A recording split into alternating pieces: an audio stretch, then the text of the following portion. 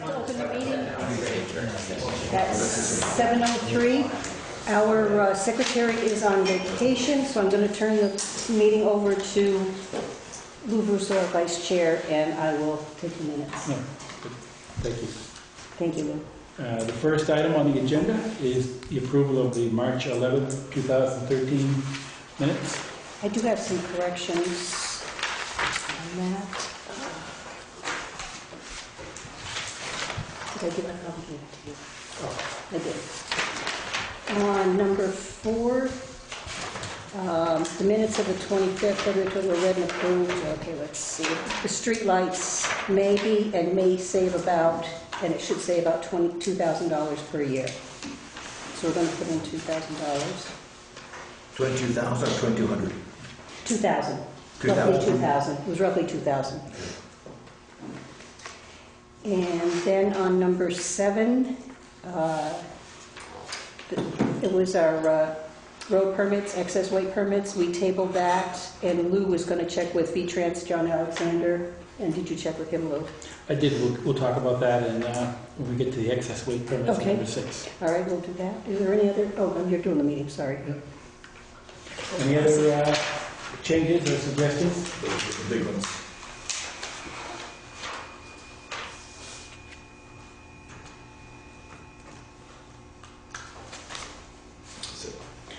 If not, then I'll entertain a motion to approve the minutes. I would move that we approve the minutes as amended. Second.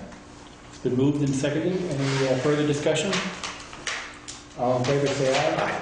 Opposed? It's carried. Item number 2 are the approval of the select board pay orders. Item number 3, approval of the highway officers transfer station timesheets. Item number 4, time for public concerns. Is there anybody here for public concerns? Other than what? Other than what? Other than the agenda items. Okay. Any other public concerns? No, hearing none. Item number 5 on the agenda.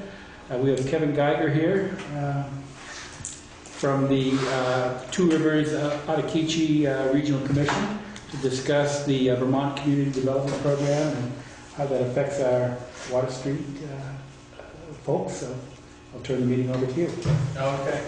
I'm going to hand you guys down a couple of things that I'm going to talk about. One of each of these things. I didn't bring enough for all of these. So don't worry. Here's paper cups. So the first thing I want to talk about, and there should be an extra copy of that.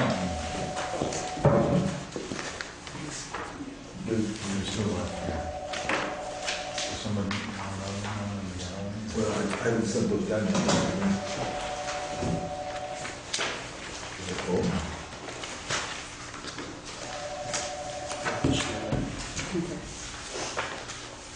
So there's 3 things. One, the thing that's labeled draft on the top is,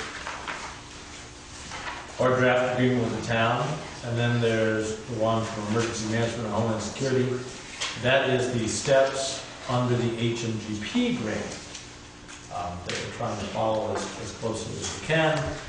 And then the thing that says Vermont CDBG DRF on the top has a bunch of forms and stuff there, many of which landowners already have, but the most specific thing in here I want to talk about is the deed restrictions. Because that is going to be an important part as we move forward. So the first thing that's going to happen is we're going to take the grant agreement with you guys and see how tightly we have to write the scope. If this was an HMGP grant, we basically say we pay 25% of that thing over there and point to the state's HMGP grant to the town. We don't have that thing over there. So our questions to the state are, do we just point to your application and we just use this? Or do we need to massage it a little differently because there are things in here, if this was an application, you wouldn't get funded this directly, and I'll give them a couple of reasons why.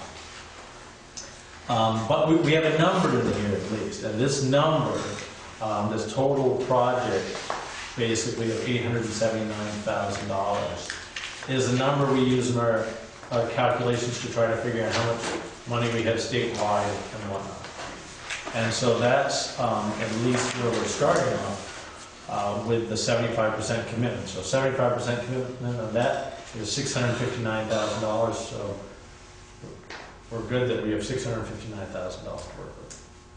Clarify for me, is that 75% of the assessed value or the acquisition cost? That's 75% of project costs. The acquisition cost. Everything from beginning to end. Okay. And that's another issue as well. Typically, what we do is we just take everything and we just chop it 75-25 as we go along for the other things. And we're actually going to have some buyouts this week if all goes well, and then we'll be buying out things for the next year, practically. So we kind of have a usual thing over here. This part, of course, is the first time we're doing it. So we have to make it up a little bit as we go along. Under HMGP, the only requirement is that you're 75% federally funded, and the rest you go find other money. Our money doesn't count as federal money, even though it is federal, the CDBG money. So that's why we can match those other grants over there. Here, we're trying to mimic that process as much as possible for our own sanity, and because that's our direction from the state. And so your other 25% can come in a variety of ways. And how you want to split the 75-25, I suppose, could come in a variety of ways. You could say, oh, we have 25% over here, you know, we'll do 100% of these costs, and we'll pay 100% of these costs, and this is 25, and this is 75, and we'll all come out in the wash. So we don't have particular things as to how that happens, but overall, we have $879,000 as applied. $659 would be the 75% we're bringing. $220 is the amount we need, assuming everything that's in here was how we're going to go. So we need $220,000 to make the whole thing work at 100% of the buyouts. As people know, they've seen the press release, we're committing at 75%. So right now, what we have is assuming every cost just gets 75%, 25% other. For landowners, we have 75% of the assessed value divided by the CLA to go there.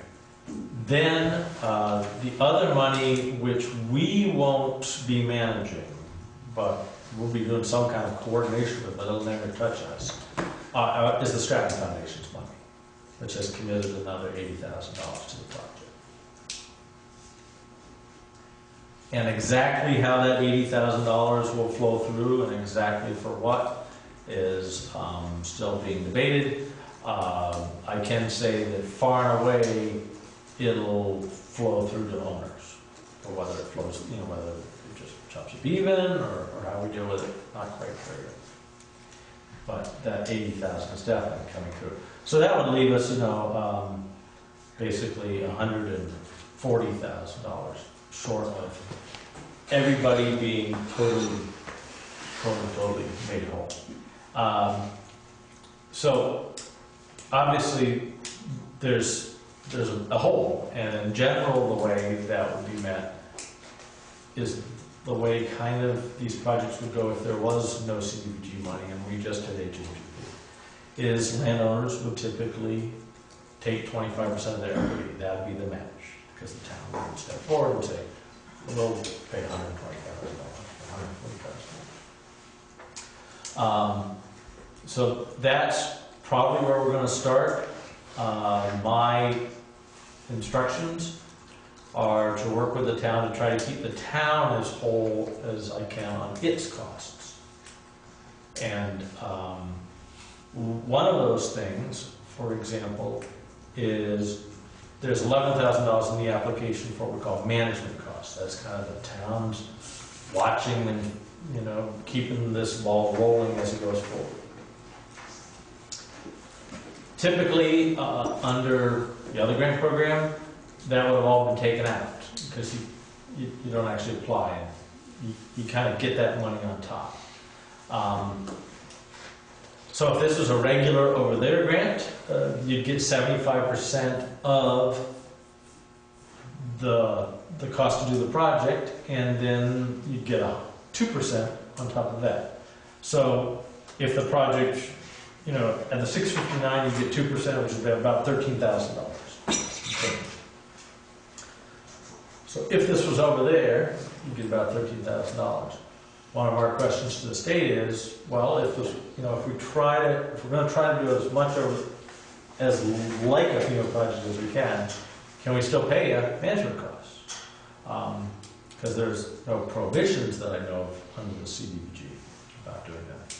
And we're not changing our total overall expected number. And, you know, every time one of those numbers change, it's like a giant puzzle. You know, some other numbers has to change. If we can, then we would probably, just like the management costs, be paying 75% of actual costs. So it's not a lump sum, it's just as you go forward in Paul's time or treasurer's time or whatever kind of time that's not a, you know, it's not bulldozers, but it's just keeping the thing moving. We can pay for it, hopefully, so that's a hope out there on the management costs.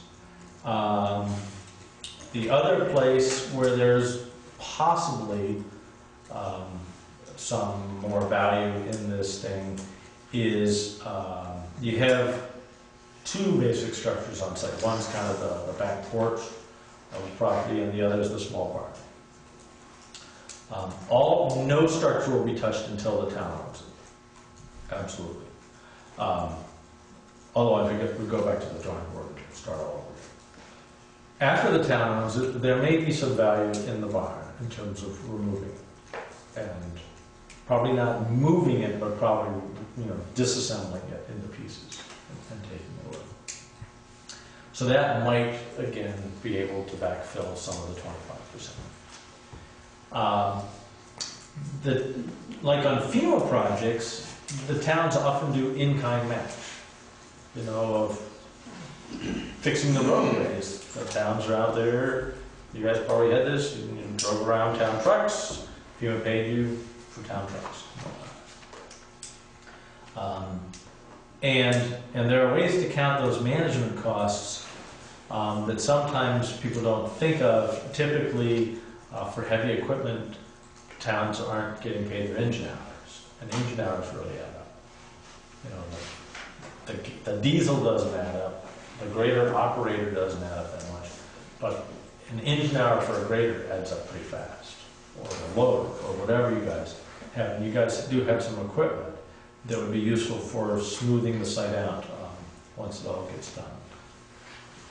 Filling in any foundations, ripping out any foundations, that type of thing. And so that, again, there may be ways there where the town can kind of cover some of the 25% costs. Or if we're paying 75%, because again, the idea is everything gets cut 75, 25, at least you're pretty whole. We also, and you guys, and you, Chris, welcome to look to try to find some other source, other non-federal source of money. I have a question for you Yes. before I forget. Is that, you mean the town has to find other sources to fill in that 25%? Is that what you're saying? No. It's got to get filled to a certain extent, because to buy the property at the appraised value with 75% money, essentially the landowner throws in the other 25%, then that fills up. But to hire a title attorney, you're going to be paying them their costs, and then there's going to be a 25% match there that gets needed for that. And we would estimate that you're probably talking $4,000, something between the time you do title work and title insurance binders on this type of stuff. So there'd be $1,000 there. That's a hard cost. Now, you might find a title attorney who goes, I'll throw it back into the pot and, kind of give you 25% off. And then maybe we can count that. But it's got to appear as a cost and then disappear as a cost as we go forward. And so we set up spreadsheets on these things. This is not a complex spreadsheet, but still there's a whole bunch of things that'll have those costs. And the idea is that we know you guys have already spent a bunch of money thinking about this thing. And for any of your hard costs, we want to minimize those, hopefully to zero. And that's what we said we'd rather do. And so if we can go find some other money, we've already explored some avenues and not come up with anything yet. But if we can find some other money that may be lying around in some pot out there, because we don't think it's a lot. We think it's several $1,000s potentially to make up the town's cost, not the 25% of the actual purchase price. But Yeah, and when you're saying town costs, you mean new town costs, new going not forward. past town. No, not past, but going forward. So the town is still gonna have costs, Going forward? yes. Yeah, because, and I'll go through Because those. we need to know roughly how much it Yep. costs. You're talking the 25% and this percent and that percent, and what I know probably the taxpayers that will be listening to this on television will probably want to know, where is this 25% going to come from the town? Is it going to come from the taxpayers? Is it going to come from a bank, or wherever? Yep. Because we have, as you know, we've already spent, and everybody knows we've spent several $1,000s on the HMG program, which we've lost there. Yep. And we just don't want to get back into that same process again, start from the beginning, and then get turned down, and then we're in a hole again. Right. And we have to face the other taxpayers to say, sorry, we've used a lot of this money. Right, that's why in some ways, if we have, versus kind of just a number in here, but a little bit more detailed budget in our grant agreement with you guys, then we can, because this is, a contract between us and the town. Correct. Be a little more comfortable to go up, it says right there, management costs or whatever, and it's got a number next to it. I'm not worried about the management costs as much as other costs, like doing the septic systems and the water, removing the buildings, Yep. and things like that. That could add up to a substantial amount of money. Right now, in the application, basically, it was spec'd out between closing and appraisals, which we're not going to do, so we can kind of move that money around. But between those things and estimated demolition costs were about $61,000. Let's call it 60 to make the math doable in my head. So 75% of that we cover. So there's 45, so then we need 15. So 15, so then we're looking at a hard cost of 15.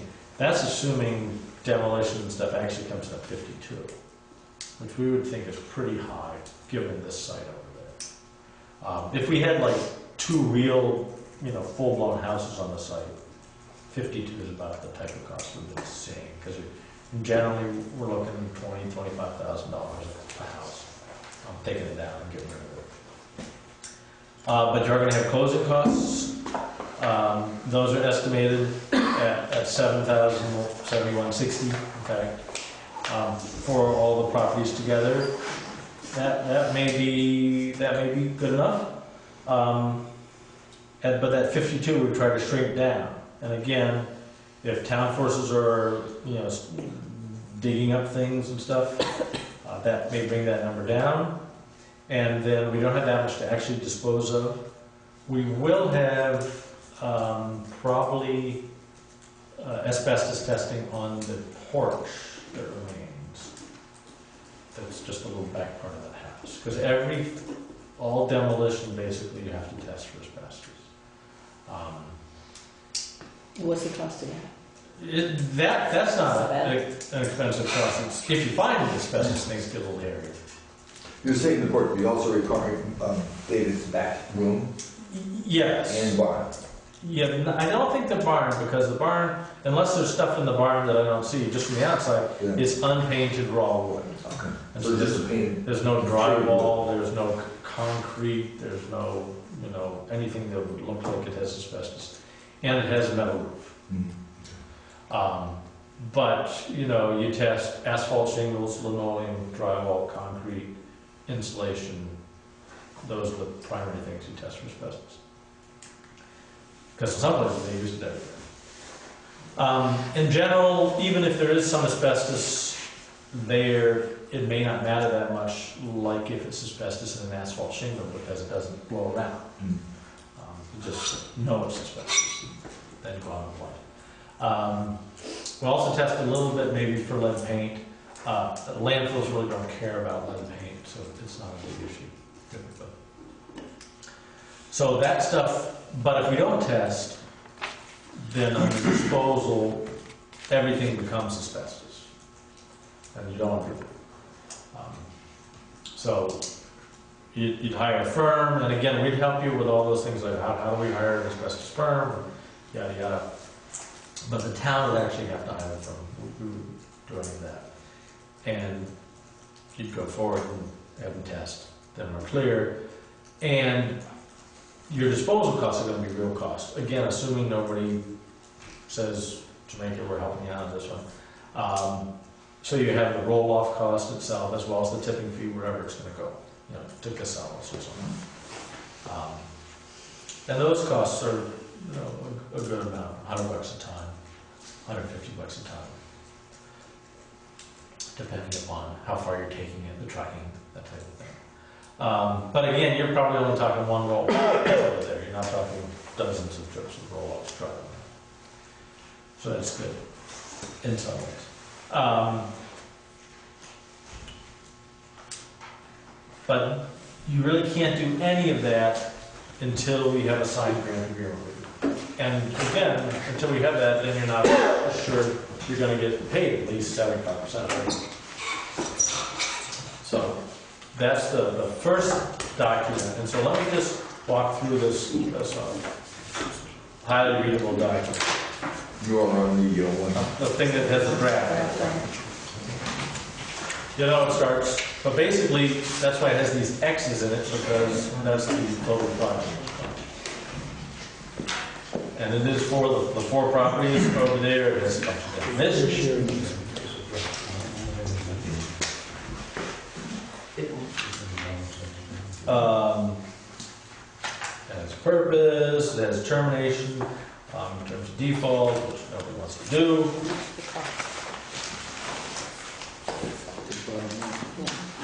It has some disbursements. Typically, again, just to go over how one actually gets paid, typically the town incurs the cost, sends us the invoice, we would pay 75%, except for closings. Because unlike title work or other little bits of work, closing, you need $100,000, $200,000. You need some money that the town may not have lying around. And so on those, we get all ready, after all the paperwork's signed. I don't know how we get to that point in a minute. But assuming we're ready for closing, once we get within 10 days of that, we can move the money. And so we move the money on the lawyer's account, and it would sit there, and then the closing would happen, and then the money would be out of the account. But we're constrained. We can't have any money sitting anywhere longer than 10 days. Otherwise, we get something bad happens. I don't know what they'd actually do.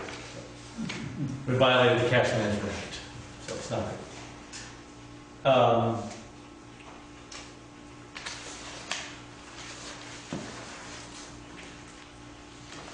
There's a whole bunch of things in here. One of the things is the town is going to need to name us on its insurance policies. You're going to have to get any permits you need. There's not going to be a lot of permits over here because I don't envision we're doing any work within the top of the bank, anywhere below the edge of the stream for this project. Some we are, because, you know, the houses are kind of like halfway in the street. So I don't think we're going to have really any permits there except demolition permit, which is from EPA and the state. The deed restriction is an important thing. The model deed restriction is on this, right on the cover of the thing that begins Vermont CDBGDR. And we point that out, just pretty much everybody understands it by now, I think. But thou shalt never build a new structure on this property, period. With the exception of, you can build a restroom, and you can have things without walls. So if you wanted to have a shade structure, pole varnish type thing, those type of things are allowed. You can't put pavement on the site. You can put pervious pavement on the site. And there are ways of doing that. Chris can tell you all about pervious pavement if you want. But you put gravel, or you can have gravel, at least on some of the site. But in general, the site's going back to... When you say pavement, could you put a sidewalk on it? They do not like pavement. Like a gravel sidewalk, yes. A pervious concrete, that type of thing, I would say yes. But pavement, asphalt pavement, no. But does that include a concrete sidewalk? Is concrete considered pervious? If it's pervious concrete, which is a whole, it looks almost like a honeycomb, I don't know if you've ever seen it. It's kind of like a rice thing, of concrete Rice Krispie. Yeah, Rice Krispie treats, yeah. It's what it has fewer vines, and the aggregates have holes, let the water percolate down through it. So that I would imagine you could do.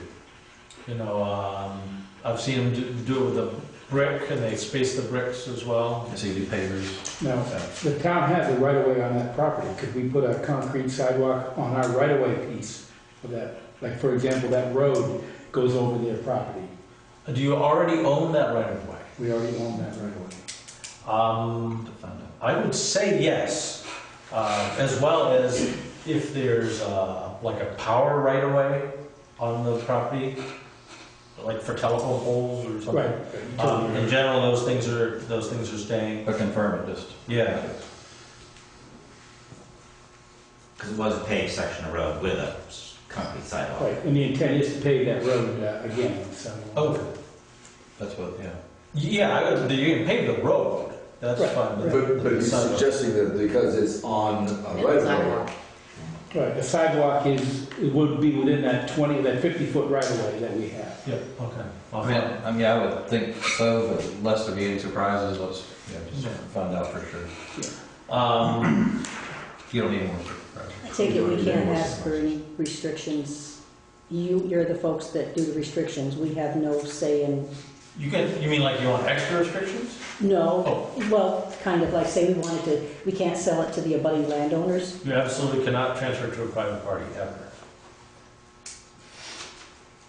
You can lease it for agricultural purposes to private parties and other things like that, and so I don't know how much one can wiggle that thing around, but you can't sell it to anybody, because if you sold it, you'd have to pay us the money back, we'd have to pay the state back, we'd have to pay the federal government back. Right, I understand that part of it. You can transfer the property to another nonprofit with permission. And so under the current program, for example, some towns are like, I don't want to own this little thing by the side of the road, but it'd make a hell of a fishing access. And so maybe maybe the state fish and game department will have some of those when we get off set. Because we have some homeowners that, live on Right next door. right next door on each side that, Yeah. and I know people talk about park or whatever. And if I lived there, I wouldn't want a park. I wouldn't want people to come and I'm having a picnic or something, a party outside, and having strangers come in and start having their own party and their own picnic and stuff like that. It's kind of where when you have neighbors, I know we had neighbors don't really infringe on your property but strangers do. Yeah, and so that's where the Wyndham Regional Commission, I think, will come into play a little further down the end, is that kind of reuse plan. You know, because through fencing or plantings or whatever, you could stretch those neighbors, you know, give them some buffer out, and so people don't perceive some things as public space, whether they're not public space. Fencing would then not be considered a structure. No. Heading of not to do it anymore. No, it's things with walls that we're worried about, buildings, except rest areas. And what he's referring to, I don't know if you remember, we applied, Susan McMahon and Diana Reed came and spoke to you about a National Endowment for the Arts grant we had applied for to go through a planning process with, and maybe the town going through the process to talk about what they would like to see there. You know, if this were to go through, we're still waiting to hear if that grant's going to be funded or not. I think we should be hearing any time. I don't know if it's gotten bungled up in the sequester or not, but as soon as we know about that, we'll let you know. But in any case, we could certainly take the town, I mean, just the commission staff ourselves, we could take the town through a process like that if you wanted us to be facilitators for that kind of process. We have a landscape architect on staff. I'm also trained as a landscape architect. We could take you guys through that. So it's totally up to you, but we could certainly help you go through that process. I mean, because we have to look at the costs. We don't have any money. Right. And that's where, you know, further down the road, probably in 2014, at the rate things are going. Right now, within our overall buyout program, there is money for reuse of sites. And that will be competitive statewide in somehow, shape, or form. But there is $750,000 over there for that. Most of which I would imagine is Wyndham and Windsor County. I know you guys have thought a lot about yourself. Because a lot of sites don't lend themselves to being a park because like they're not even there anymore. Well, like we have some sites that look like the other side of the road, the river side of the road, that we're buying. This is not there, the river. And other sites just are, you know, off somewhere and nobody's ever going to go there.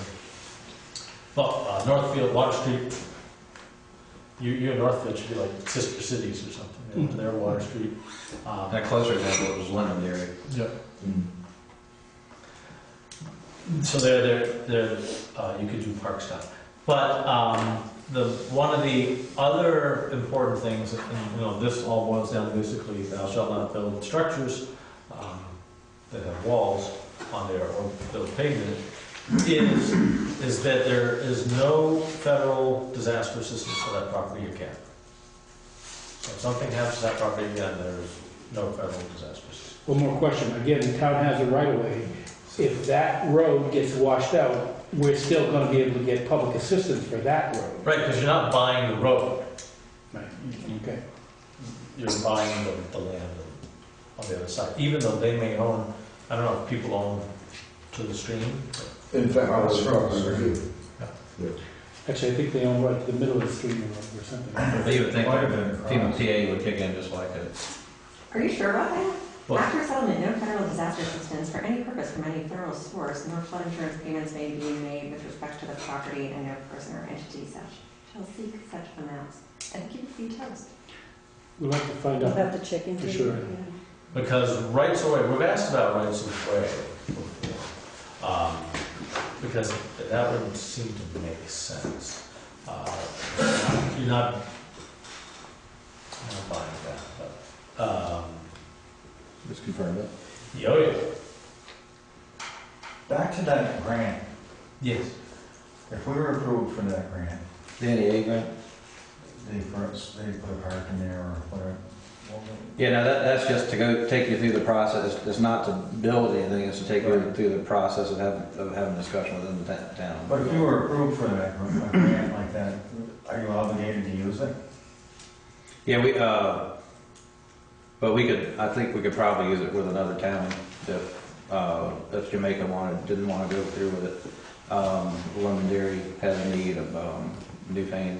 I forget exactly how we wrote it, how many we included, but that wouldn't be a problem. And we could always just say no. If for some reason they wouldn't let us switch towns, we could always just say no. That was, as I recall, it was really primarily to help us plan what we're going to do Exactly. with space, not necessarily put in a park. Well, they had some ideas of what, They had some ideas from other situations, but this, Okay. the grant was written as an assist to help us plan what we want to do with the property, not just focus on. And the ideas weren't ideas for you, it was just as examples of what other places have Right. done. But that ball is totally in your park. I mean, so if we were to get it, and we called you and said, hey, we got it, do you want to proceed? If you said no, then we would figure out what to do. So you're not obligated to anything.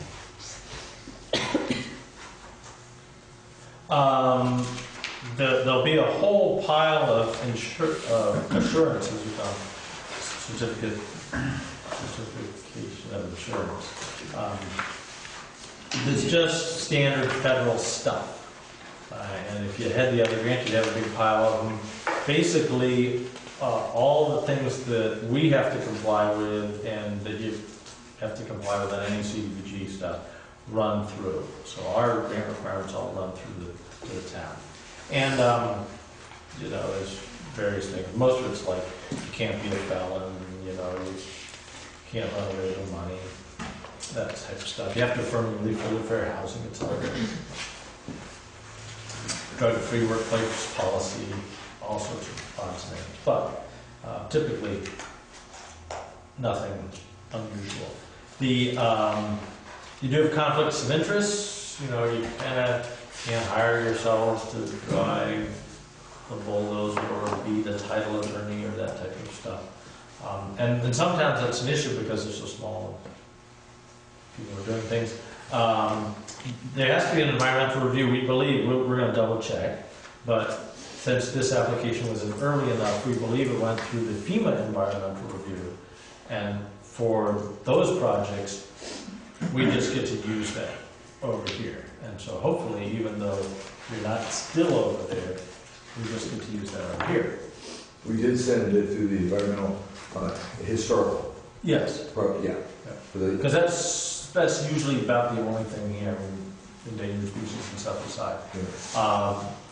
Removing the barn is going to require that historical clearance. But we can use that stuff that we did for the HMGP. Yeah. So all Yeah, that's- the state did kind of a blanket historical clearance Right. for everything that was in the fall. You know, then we've had a round 4 since then and stuff, and so those things are new on the plate. But your project was actually in the plate from the get-go, which is good. Good for you guys. Certainly. Because, and that's an important thing. I mean, I do want to stress, I don't think we have any street projects sitting out there. But if this project materialized today, we would not fund it. We'd have no money to do it. So it's because you were in early that we have to fund it. That's kind of a little bit of a law for that. And so that's most of the long and short of this type of thing. Again, we execute it with the select board, and then everybody's free to start going along. The first thing you do, so this, now I'm putting the thing that has the state seal there. This is the process, and typically we are 31 steps until closing. And so it's not fast. We would begin this process and go through. Now, some of these things aren't necessarily long steps, but we check them off as we go. And actually, our attorney runs through a checklist. Before we go to closing, our attorney certifies that every one of these steps has actually been done. You guys will have an attorney as well. Do you have just a town attorney that you always use? We have a town attorney and we use Paul Gillis too. Okay. No, so we're not using Paul Setzer, You can't use him. He's ours. because otherwise then it gets tricky. So basically, we every place where it's FEMA or the state, it's us instead. We go through, we execute that grant agreement with you guys. Then we schedule a kickoff call, which in your case, I think what we'll do is we'll actually get you into the kickoff call as if you were over there in the FEMA pod anyways, because most of the questions will be very similar. And those happen every week.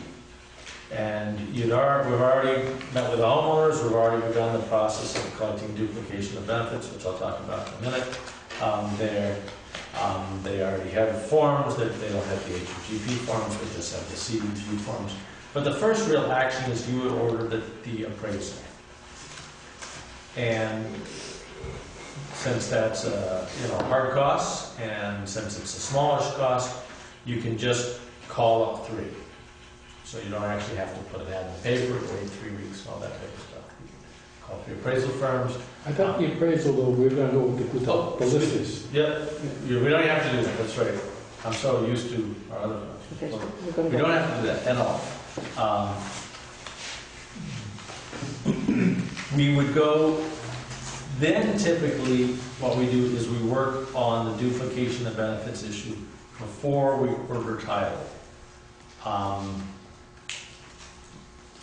There's no hard and fast rule that you can't order title. Some towns order title first.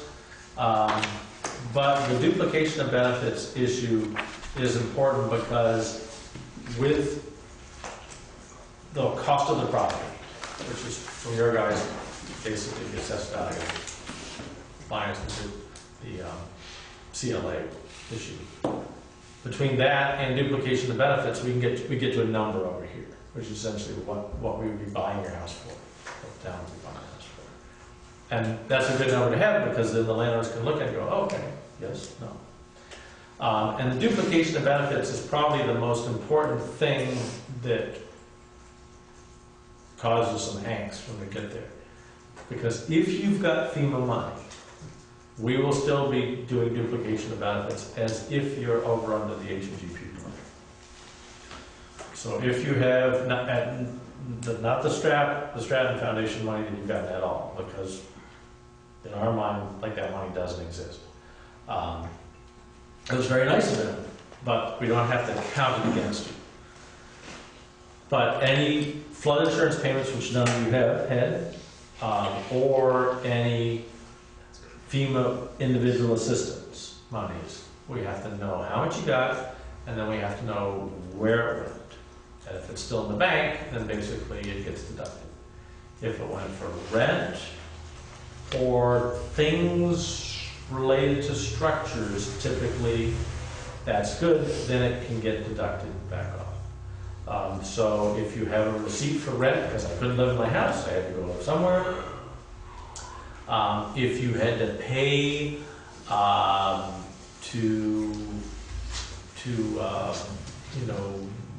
deal with your property itself somehow, those type of things typically are nice to have. Again, everything needs a receipt on it.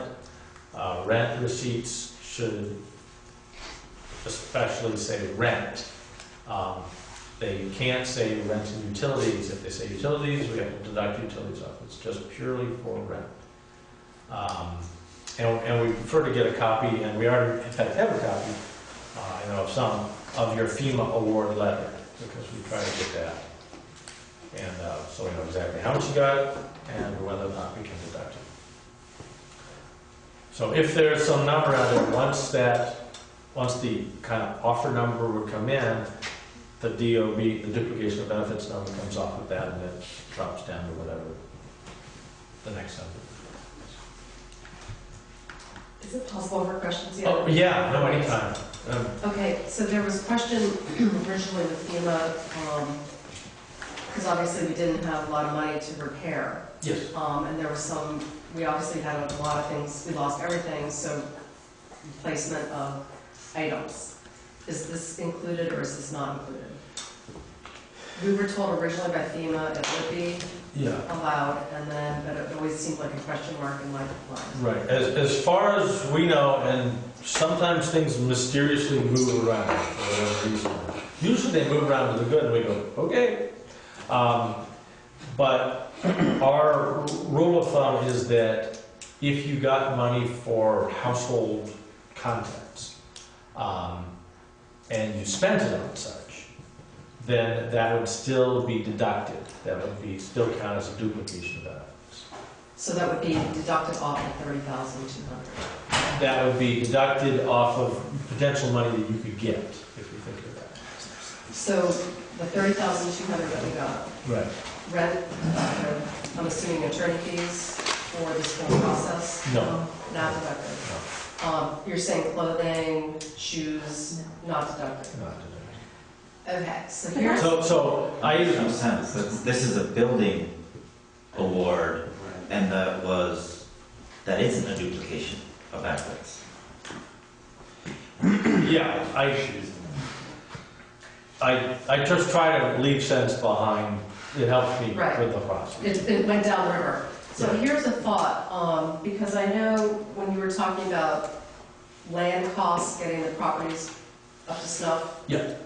I know when we originally did the FEMA thing, and I'm looking at my chart here, the costs are high. You know, we just kind of guessed and put some numbers in. They're high. And I probably have the least amount of property left and the least amount of stuff to do. Why wouldn't I take my money and, short of having the final grade done to the property, but would that be deductible if I went in and removed my little fence that's left, pulled out? Would that not be deductible? You're still spending the money. No, yeah, no, that wouldn't help you. But it would come off of 30,200? No. And really try to touch nothing on the property. Because, you may have heard on public radio today, we have properties that said, oh, my house is in the river, I don't want it to fall down and, block up the culvert, I think I'll take it out. And the town's like, yeah. And FEMA at that point was like, yeah. They're out of luck as of the moment. They're under appeal. But So question for you though. Yes. Right, so the state is choosing to use SAIC for the duplication of benefits in this program, just like there are HMGP. Yes. It's a choice that the state is making. And I know SAIC is very fussy and strict about stuff like this. SAIC is this firm that the state hired to do the duplication of benefits analysis. They're pros at doing it for the FEMA HMGP program. You don't have to use them for the CDBG program, right? And so you could be a little more flexible because all these folks got the 30,200 for home repair or replacement. So of course they never got to other needs assistance because the money was already, the 30,000 was already all gone, but they might very well have been eligible for a lot of money from other needs assistance had they not already gotten the 30. So you could look at it that way. That's a good point. I'm not sure if I follow you, Jessica, but The maximum grant was exhausted on Right. replacing the structure. yes. So they Had never it got not that. been exhausted, we certainly lost everything else. Yes. So that we money- would have had that. Yeah. Well, They you, might have gotten other needs assistance. So for instance, I have some clients who got, say, $14,000 in rental assistance and $5,000 in other needs assistance because they lost everything, right? Mm-hmm. And so for that person, only the home repair stuff that we've gotten deducted, the $5,000, what, these folks never got to the $5,000 because they got that $30,000 on home repair. But you could look at it in a different way and figure that a lot of that could have been other needs assistance and then only deduct the home repair part of it. Because we don't have to follow the SAC normal rules, right? that is a policy decision that we Two Rivers are not making. Who's making it? The governor, as far as I know, who knows? Somebody above me. Jen Holler? I don't know. Okay. We can find- But not following it causes us headache and cost and time. I can tell you that. It's probably Ross's shop. Well, it might be. I mean, because we don't even know if we can stretch SAIC's contract to cover something outside of HMGP. That's right, you're so strict. They're over there. But as of right now, we're as closely as we can follow that process. That's what we're doing. Until we get direction to do otherwise. We'll throw it into the SAIC, and out comes Black Mark's number. And SAIC has two people do it, and they compare it against each other. Oh, so we don't. You do understand kind of where we sit, the money supposedly is earmarked for building repairs, Yes. which is a little bit silly because there was no building to repair, you know, at the time. So not including rent, obviously, but not taking into any account, I don't know if you can imagine what it's like having nothing left. So like going to the store, like, okay, toothbrush, you know, starting, it affects us.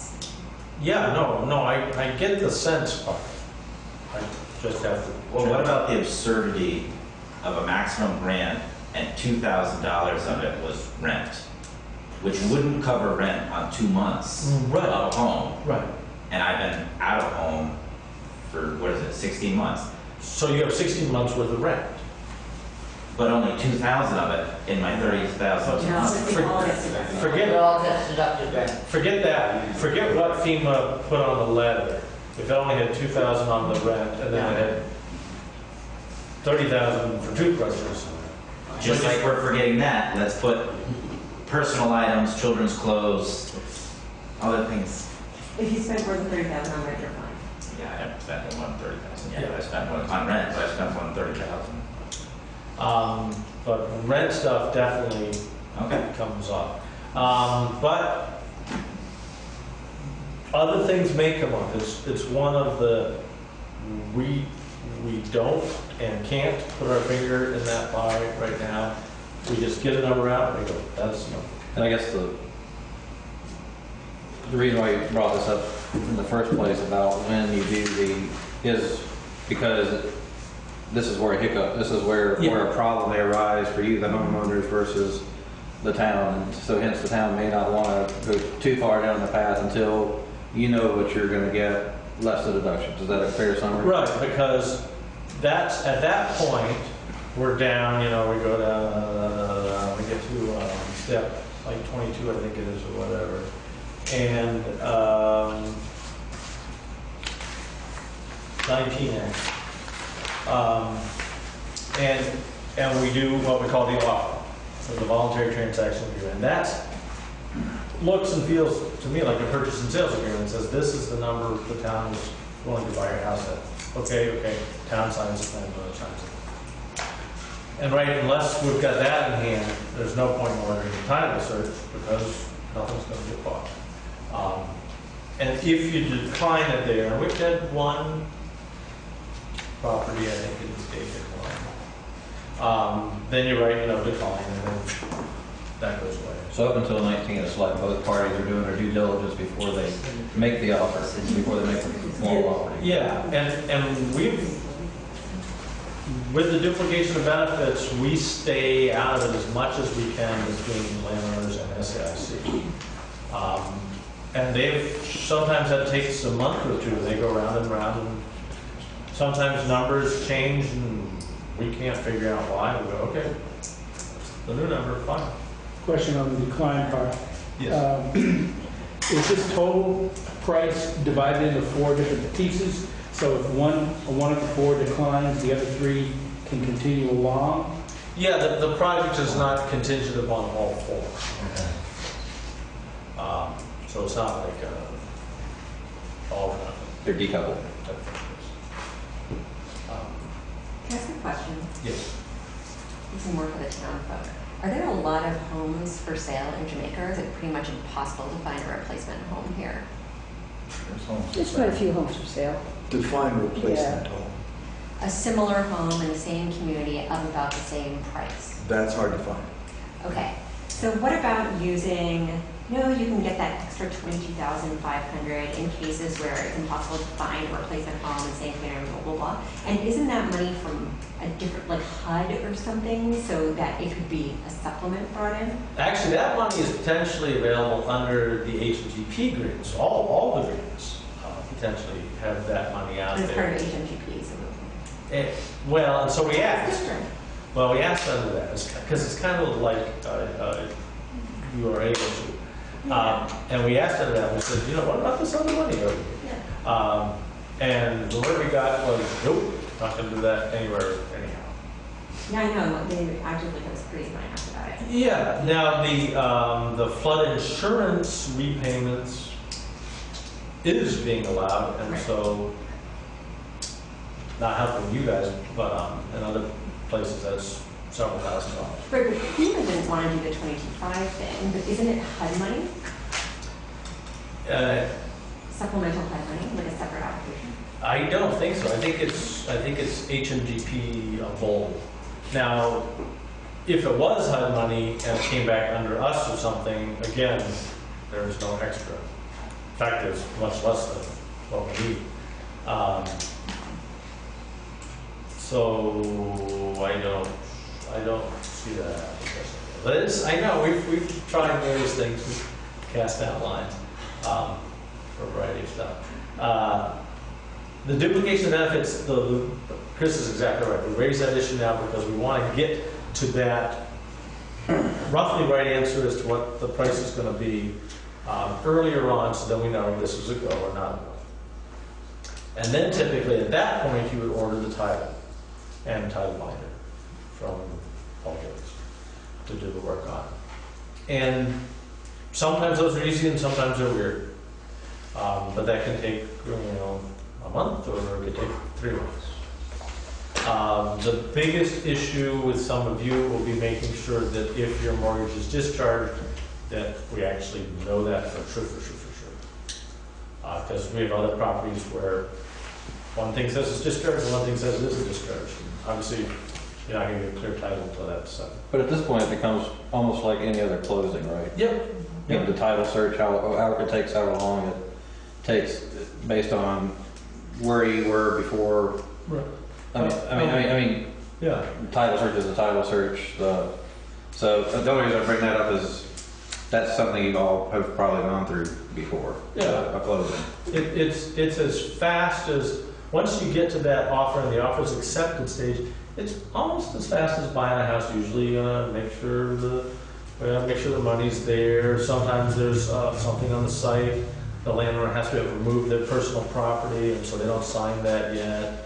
Sometimes there's more than one person involved. Various things happen.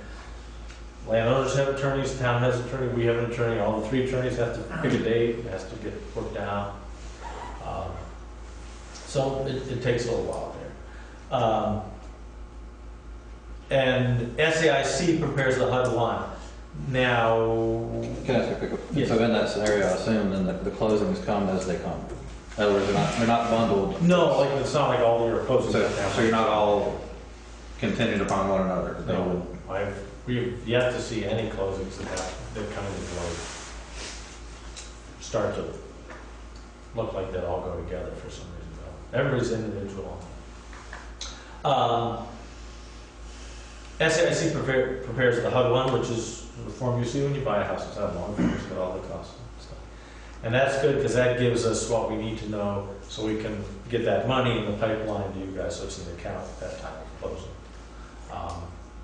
If you guys don't need it at time of closing and can actually wait a little bit, it's a little cleaner afterwards because you'll know exactly how much to the penny things are going to cost. And then you go through the closing. This 33 steps is only to get you to own the property. Then there's like another 33 steps once you own the property to get you through demo and all that type of stuff. And that affects only the town. And that affects only the You guys are out at that point. Yes. Back to the demo costs. The costs are estimated on a sheet that you have now. Yes. And then closing happens, and then the town will do the demo. Yes. If the demo costs are probably high, as you indicated, how could we as homeowners help and work with the town now to maybe get a better idea of actual demo costs and what it... The town could, once again, go out to kind of essentially go through a bid process, because that is large enough that you actually have to go through a bid process for that. You can't sign any contracts, but you can, and you can't do any awards, but some towns have chosen to go, start the bid process rolling. And then you get a number, but you already did that somewhat, Paul, on this. We did some estimations, yeah. We talked to some people, got some estimates. Yeah. Did you include taking down Tracy's barn, because she found someone who's willing to do all the work? That is not on the table, but that's a good thing to bring up because we have been informed by Tracy that actually She very much wants, I mean, it seems like a waste. somebody wants the barn, doesn't want to pay for They'll it, take it is willing down. to take it for Right. free. Yeah. Which seems like a fair, she found somebody who wanted it. Because once Save the town money, and it seems like a waste Yeah. to have this Right. beautiful barn get. But that would be after the closure and Yeah, after we won't start start anything out. making these. Right. No, definitely. Prior to that, as part of the estimate, we need to assume we have to take it down. Right. One of the reasons why the costs we talked about before are higher than what we expect, I've explained this to the select board. My guidance in the beginning was to do each one of your properties separately in case one of you chose to not go forward. And each septic had to be computed separately, each demolition computed separately. The probability is that if this goes to pass, we'll hire someone outfit to come in, seal up all the wells, seal up all, just do all in one lump. So that'll be cheaper, but the way we did the paperwork before was to make sure we could have one individual back out of it and not throw everything else. Okay, here's the Right. before. Because, it costs you $1,000 typically to mobilize an excavator. That's just a given. And so if you're mobilizing them 4 times, there's $4,000 just to get an excavator there. Instead of, this time excavator could just drive next door. Exactly. So you think you got your 15,000 that you're short just from that? I don't know. I won't know until we get some solid estimates. The estimates we had were predicated on what we understood at the time. Right. As things are fluid, we get a little bit different looks at things and a better idea what's going on. But I don't know if that's going to be the cost. I don't know if we can figure that into our in-kind 25%. If we have one of our guys dig them up. Yes. There's a lot of maneuvering within that 25% in-kind balance. That brings me to the question, are we going to have to submit receipts for all these kind of demolition tasks? Yes. To get paid for. Therefore, if the estimate says it's going to cost us 20, and we get people to volunteer, we get these efficiencies that only cost 5, does that 15,000 go back to the Fed? Well, that's the in-kind thing. So it's got to be a cost that would have actually been a cost. So you can't kind of have somebody estimate up here what it really only costs down here. But if it actually would cost X to have the wells cut off, and somebody says, listen, I'll come in and give you donate my professional services, but kind of here's a bill and here's the fee waived for the bill, then typically under other types of programs, you can use that So it becomes like as real match. documentation of Yeah. match. However, you still have to go out to bid. Well, you have to. Is that what you're asking? You have to get it- Like, for example, removal of septic has to go out to bid. Not if you weren't actually paying for it, but if If the If way someone we, volunteered and they were normally $1,000 a pop, then I think. Then we you just wouldn't have to go out to do it. bid for a But they volunteer. would give you a bill saying, this was $1,000 and I gifted you the whole thing. well, out to bid, we're talking about procurement policy now. When we did it the first time, I took them in 4 separate pieces, which brought them underneath the requirement to go out to bid, where we can do it with like 3 phone calls. And is that procurement policy hold true here, or do we? no, it's a project for our purposes, and so if there What's your were, dollar cutoff? boy, it moved. It used to be 10,000, now it's I think a little higher than 10,000. Okay, so if we have an individual project that's under $10,000, we don't have to go out to bid, we can do that in-house. That's what I'm talking about. 3 phone calls, we document the phone calls. And they would be independent per project. Yeah. Ergo, we don't have to go out to bid for full projects. No. We make phone calls for 4 separate projects, not out to bid on one massive project. Yeah, for us, it's one project. All For 4 you guys, projects. it's one, even though I'm Right. getting bids for the. Because it's one grant a year. with the town. Yeah. No, so it's one project. The, Oh, wait, time first, let's back up for a second. How can it be one project if you're saying that we're going to negotiate with each individual property owner independently? that's just parts of the projects, like you know, it's like a bridge is one project and you buy guardrails from this company and concrete from that company, but it's still. Yeah, but these are transactions, these are real estate transactions, having their own closeouts, having their own fees, having their own. One project. Definitely one project. Even if someone backs out. Even if someone backs out, right, and then it's one project with less guardrail, Right. you know, it's just a little bit different bridge. Okay. Their experience is an individual project, their experience is a single. Right, now there are towns where they are, for some reason, they're split, because they came in at different times, or whatever, but yours is one single project. Because otherwise, then, you know, no. It costs you a lot. And we can't do it.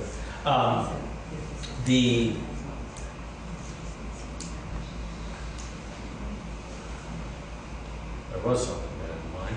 Sorry. That's okay.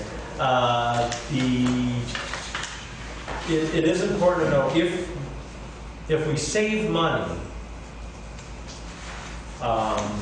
versus in kind. So if we thought all of the town's work, except mine, was $60,000, but we could go find people to do it, you know, without giving us pro bono stuff. If instead of 60, it's 40, that 20 doesn't become match. That's not like, now we can use that 20 as match, that 20 just goes away. And we've come in with 25% of the reduced fee. Right, then now you're 25% of 40 instead of 25% of 60, which is easier to find, Sure. but it's 25% of whatever the actual costs are. But again, real in-kind match, like, well, when we work on some projects, we work on a lot of projects that are 50-50 money, so we have to match it with our cash half. That's the way it is. But we'll try to, that's what I'm trying to find basically a source, a non-federal source of that, whatever we need, $5,000, $10,000, $15,000 to cover the town's part, because that would be real nice. And then, but no, okay. You know, when we ordered the appraisal, the town's going to end up paying zero back. Not the appraisal, if you guys know. Title's done. Has that ever been asked of the Stratton Foundation as a campaign that was meant for the area to raise as much as they could in the aftermath? These are expenses that indirectly are passing on to the area by the town taking it on. It seems Stratton Foundation should be asked to consider reimbursement, unless it hurts this whole process like these other things you're describing. But no, I mean, because we don't deal with them directly. The state has dealt with the Stratton Foundation. I think they may talk to them about that and about what their money can be used for, because everybody has to make this project work. You know, the landowner has to agree to sell, the town has to agree to buy, and we don't want these guys to have the cost, because it's just difficult. And so out of that, whether it's out of that 80, whether there's any more, but you know, it's not, in the whole scheme of things, it's not a huge chunk of money, but again, the town's already out some. Let me ask you a question on that, following on that. There was something came across my email this morning, a publicity word that came from Stratton, the Stratton Foundation. And in it, the phrase was, the rest of the 80, indicating that the amount that the homeowners have already been given would be deducted from the 80. Now, it sounds as if you're talking about a new 80, Yes. independent of the other 80. Yes. So does new 80 have earmarks? You mean Is it obligated? besides that it's 80? Well, and some of the agencies I've talked to over the last year or so have been very much interested in assisting the individuals, but not the municipalities. Okay. Specifically, we lost from generators, secondary being a municipality instead of an individual. Right. So the question is whether that 80K has that sort of a caveat to it. If it can only go to the individuals, or can it go to the municipalities? As far as I know, it doesn't have a hard and fast caveat. It's one of those things that I think bears exploration still. I think it'd be easier to try to find some other source first, if we can. Again, another private source out there. We do know that the Vermont Disaster Relief Fund, the VDRF, is not a source. It is potentially a source for landowners on the next phase, but not with the actual buyouts. But with The landowners being, the landowners. they're no longer the landowners in the next phase. The next phase is us. No, I mean in their next phase for going forward with a down This payment project, assistance their on own house. The VDRF flat out rejected the idea of pitching into their missing 25%. Yes, because they're not doing that anywhere, and They're unique. and in fact their money After the code, then. I mean, that's after with the VDR. 75%. Yes, Yeah, Done deal. yes, right. Everybody shakes hands, then comes this second phase. You're done. right. You know, and that's where your caseworkers are really in the picture, working with them. Now, I'd like to get back to the, now that we've listened to a number of these individual specific things, I'd like to get back to the big picture, which is we have a project that's set, that has 25% not funded. That's about 220,000. Correct. Minus 80,000, we expect the Stratton Foundation to kick in, Correct. which is 140,000. Correct. And I presume that there's a few things that the town will be able to do in kind, but not a whole lot. So assuming that we can't find anybody to come up with the remaining 140,000, what would now be the bottom line here? Would that come from the homeowners? Yes, where that's typically, typically, if there was a typical project like this, it would just be coming out of the homeowners. And how, in what shapes, and is it prorated and all those type of things are, something that's I'm sure going to. And by typically, you mean national program? Yeah, if this was a pure HMGP, which doesn't have CDBG stuck on it, that's always the way it is. They're only 70. Like you've heard stories about the towns in Missouri being moved from lowland to highland. Everybody's 75%. And in fact, it's 75% minus DOB minus the 25% of all the other town costs. So it turns out to be about 63% that homeowners actually get. Wasn't that what the original buyout led you all to believe, that you had to have all that, your stuff cleared off there and the homeowner did? Correct. Yeah, I That mean, ain't all before the deal? That's right. Because Once the- the federal government has done deal with us. The way it was set up originally at HMGP, Right. we produced the figures predicated on the assumption that the homeowner would accomplish before closeout. But in fact, as things developed, it became increasingly clear that was going to fall on us. But the way it developed parallel to that was CDBG kicked in 25% as this was becoming Right. more evident that it was going to be on our checkbook, the CDBG, and that's how we maintained the balance throughout the evolution of that program. That was the state's policy decision about, in the Vermont case, how they'd use the CDBG DLR. right. And then Right. a year ago, that money didn't exist, and then it started to exist. The state actually had applied in it in May of last year. It actually arrived about in October of last year. But way back, right after Irene, it was expected everybody 75%. Right, so what Stratton Foundation, this is what I understood back then, was Stratton Foundation was gonna wait till everything was cleared up. The state, the federal government, then they would get back to the mathematics and then come back to us. So that was the way it was supposed to be. And certainly, I mean, as far as homeowners who had their homes destroyed, we pretty much know who all those people are at this point. Before the town, we'll have a town attorney look at the agreement and stuff like that. Yep. Before we do all that, will we have a rough figure of what it'll cost the town to complete these transactions or this transaction?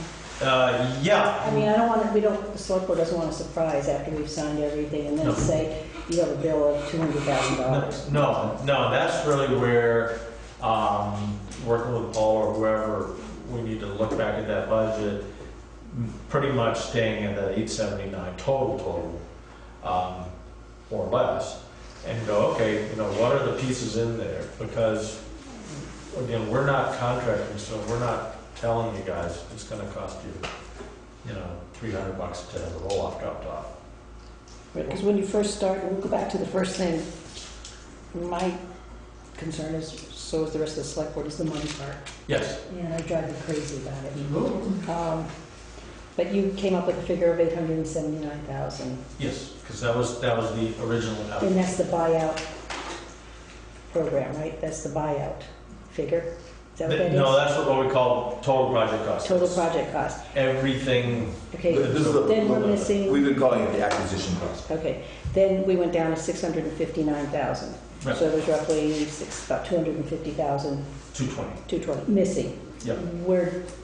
Where's that coming? That's 80, and so then you're down to That's the- 140. Okay. If I understand, the 140 that Lou's asking, now Lex is asking about, it's just on us. It just never comes to us. It's not the town's expense. It's nobody's expense. It's just, we have to forget about that possibility that we were able to entertain for a while of getting 100% of our pre-assessed value. Yeah. And that dream is gone. But the town shouldn't face any other costs other than the 13 to 16,000 you estimated on closing and otherwise permitting, and the demolition costs, which you're estimated at 60, but you said would probably be 52 is more realistic. Well, it's only the 25% of any of those. And 25% of any of those. So we're up to 62, 13, 75, 25% of that is what the estimate to the town should be. And you're saying there's other sources that we would look to reimburse the town. Right. If we have. If for hypothetical purposes, if we had those 140, and let's say all of the 80 went through, well, let's say all the 80 goes through the lanes, just discussion purposes. Then we have 140, let's assume those are all hard costs. And then we start, taking that off, basically that 140, if the town were to have zero cost, would come all out of homeowners. And If you look, see, Brett's point is very well taken, and it's good to refresh our minds. When we first started this thing out, in the very beginning, the homeowners were asked to accept 75% and to give up 25% of their assessed value. Right. So that our actual cost, on paper, it looks like they're giving the town 25% of the assessed value of their property, when in fact there was no money exchange. Right. right, So our that's actual- exception of they give you the Exactly. So our actual costs for the investment were, at that time, filling in the holes, covering the sewage, closing costs. The site remediation. Exactly. That was the part of the acquisition value. So that at the very beginning, the homeowners were asked, and they agreed that 75% was better than nothing. So they were giving up that 25% of their equity to the town. We would then go forward with whatever it cost us to physically do all these things. So even though it looks like we're spending 100 and some odd thousand because of the numbers, as Brett points out, it's really a big chunk of that is their 25%, which is not on the table. It's in the books, it's mathematically in the books, but it's not cash on the table. Right, and right from the start, that 25% figure thereabouts is what Stratton Foundation had talked about making up outside of the, Exactly. And as it worked out, the Stratton Foundation was making up your 25%, Right. and CDBG was making up our 25%. Because we're still getting only 75% of patching up of the property. At which time, whatever that was, we would take 75%.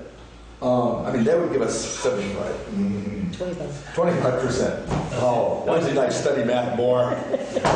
Anyhow, the idea though I think was you're that getting too deep. there was this gap in here, and that the homeowners had agreed to take Right. that 25% hit. Right. And then, If we look at all of their assessed values, see, we've little calculations on here, slightly over CLA, that's $804,000.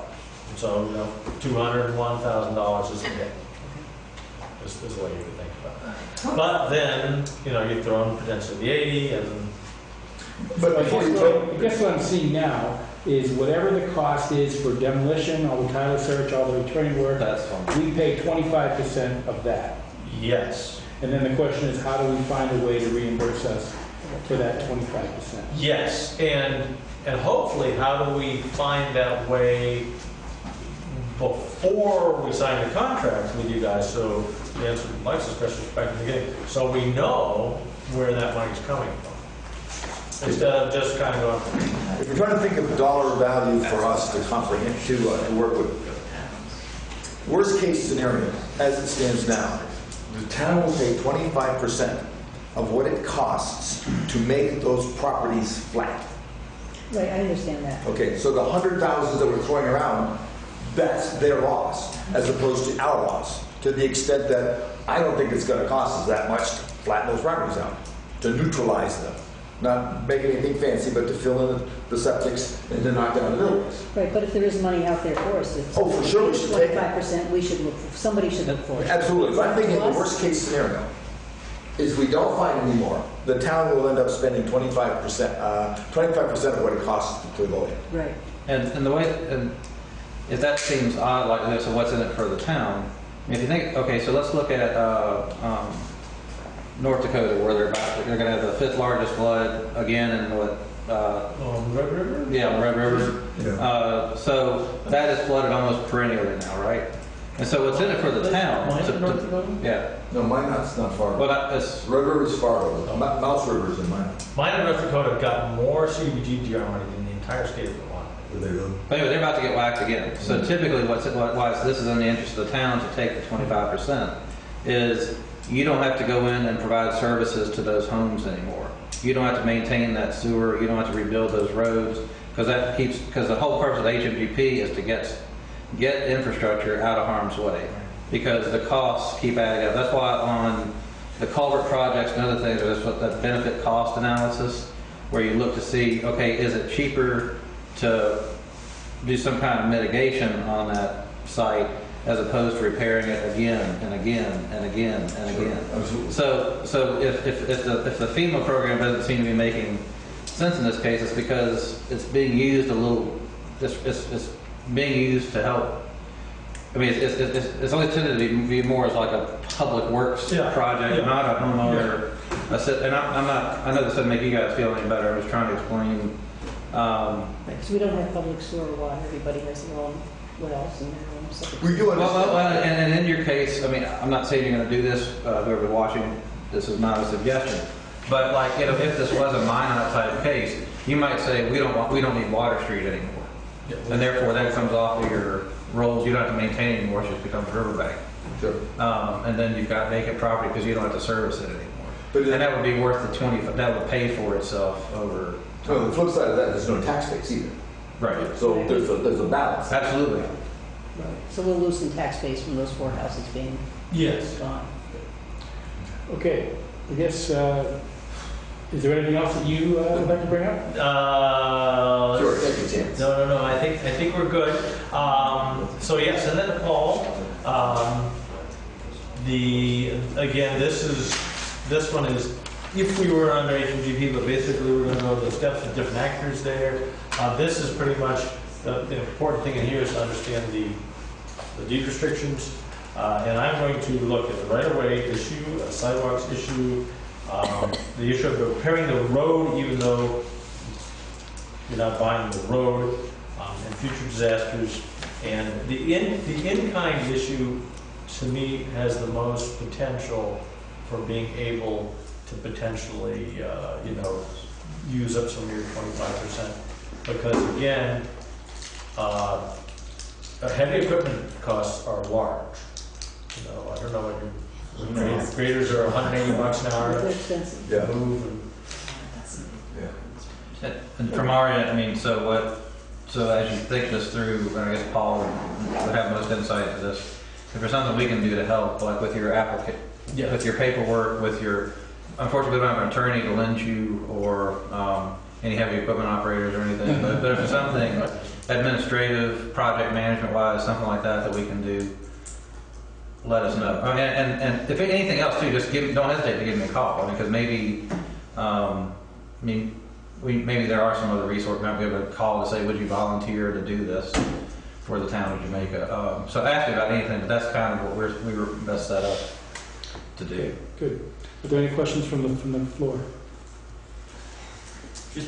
Yes, please. The time, and there may not be a good estimate, we saw up to 3 months maybe in the paper before we even get to that place where it becomes sort of a normal closing expectation. Is that still 3 months from now before we might get to a place where we then are doing a normal closing procedure? Yeah, I think so. I mean, not that it can't happen faster, but we try not to, we've been overly optimistic for a Turns while out, now, yeah. so we're trying to. April, May. 3 months started July. So you're saying July or August would be July? Yes. Okay, Good. Any other questions? thanks. Are y'all part of the League of Cities and Towns? Yes. Yeah. Maybe they have some resources that can help. They might, yeah, we can check with them too. Okay, good. That, Thank you. thank you very much for sharing. I'll be back, I'm sure. We'll be waiting. Again, you guys can call us, you guys can call us, you have called, Jessica called us today. All right, thank you all for coming. No, nothing. Okay, continue on with the agenda. Keith, why don't you come up here?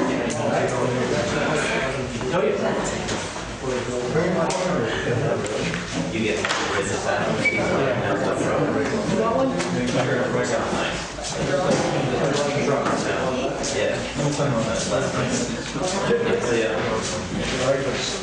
Thank you for coming down. I'm sorry it took a little longer than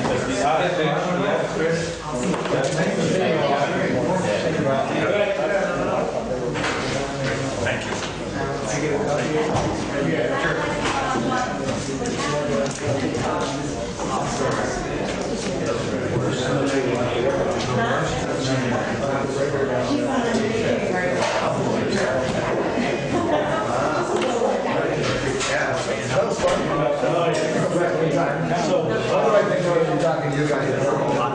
So we're kind of,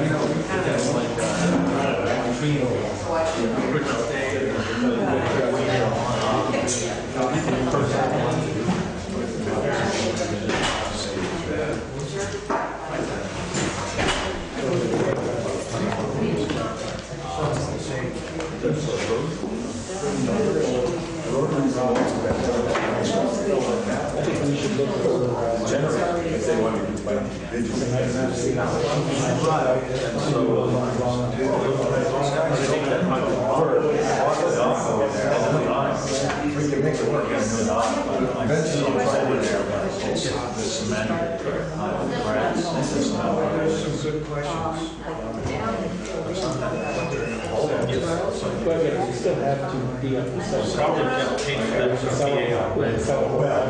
The way we set that up is we set it up as an and then estimate level off and then you can see. for each individual project. The estimate that we put in. So what we could do is now, every time we get that one. Well, I mean, by estimate, what when they, Are we on? in the last spring, all the dirt on the roads, we told them to dump the snow in that spot. But you did, oh, so that was post-repair. It's just whatever we have. We should talk about that. There's no, Yes. so the costs are different now than they were when I. Exactly. We have to track The that. issues then may become when it happened. It's gonna be, FEMA was gonna do the close of Planning on building the road? Yes. Yeah, we're gonna put Keith, while they're talking, let me ask you a couple more questions.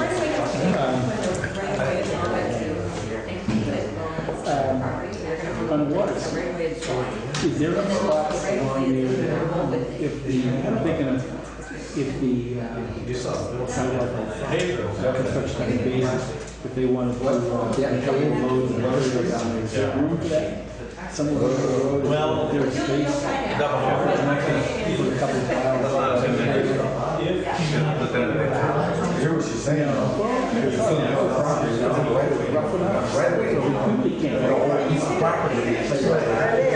Really have to think about this from the road over. I don't know. Yeah, it's very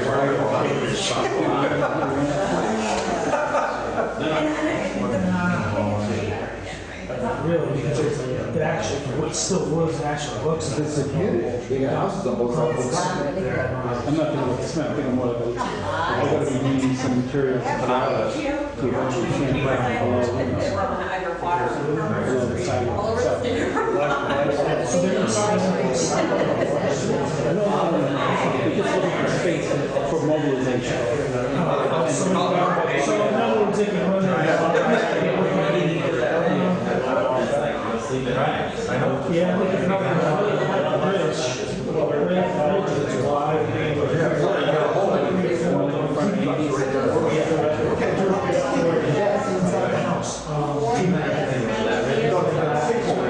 One of the things that's going to be potentially a problem is what happens. So they're, if I tell them they want a town garage, they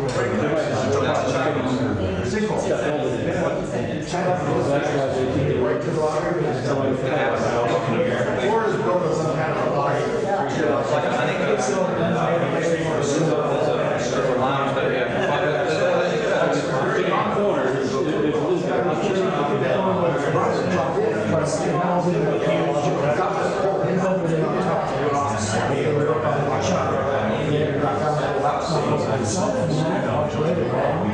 It's going to be a place, obviously, where it's not asphalt. We don't know if that.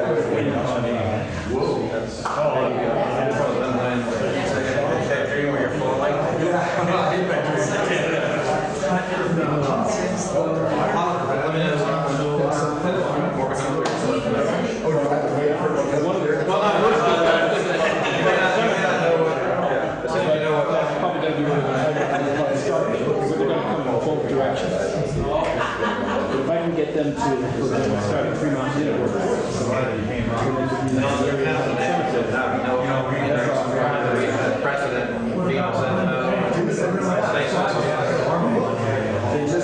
They setting it up as a street play and all that.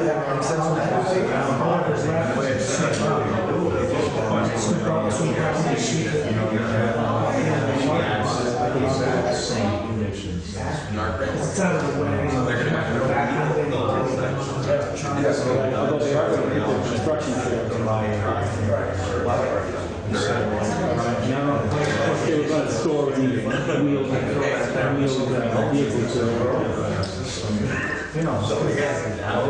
Think of another place on this side of that bridge. We'll give you money for whatever.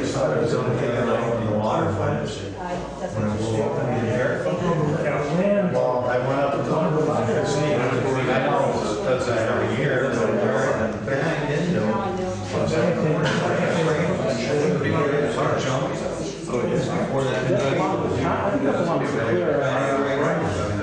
I always thought it was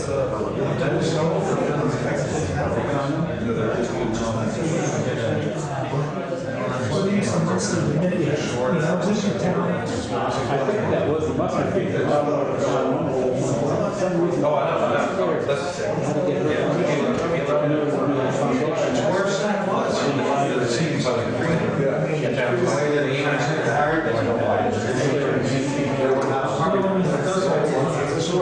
an outlet. Oh, really?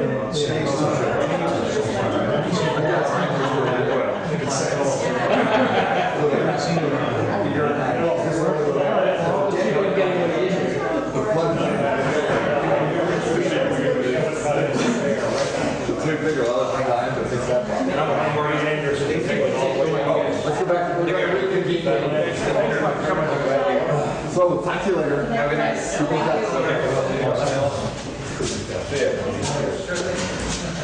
Okay. Right here.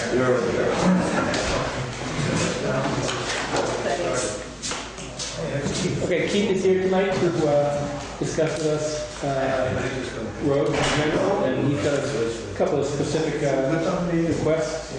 Okay. So Keith, we'll start with your request. Excuse me, gentlemen? We go. I mentioned to Lou last that we need tires for the grader. And it's about a $6,000 to $7,000 investment. Well, they're about, last fall they were $1,100 a piece.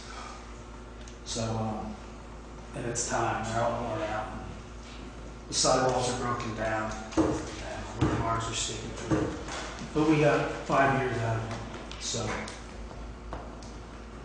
it's pretty good. But it's just something that has to be done.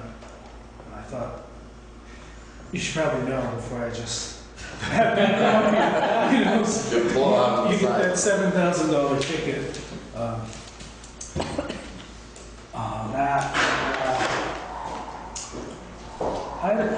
My question is, has anything been resolved about the gravel in the field?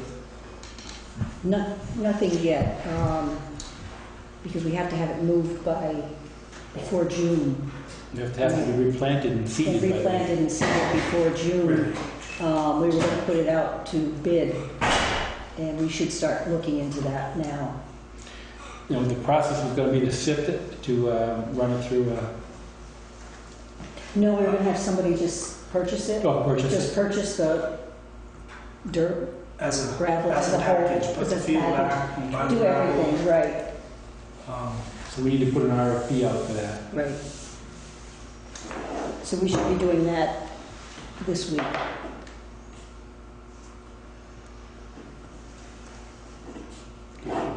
So that's what, we'll take care of that. Okay, because Larry Brown said he said he still was interested, Okay. so he would resubmit whatever. Good. And the question was,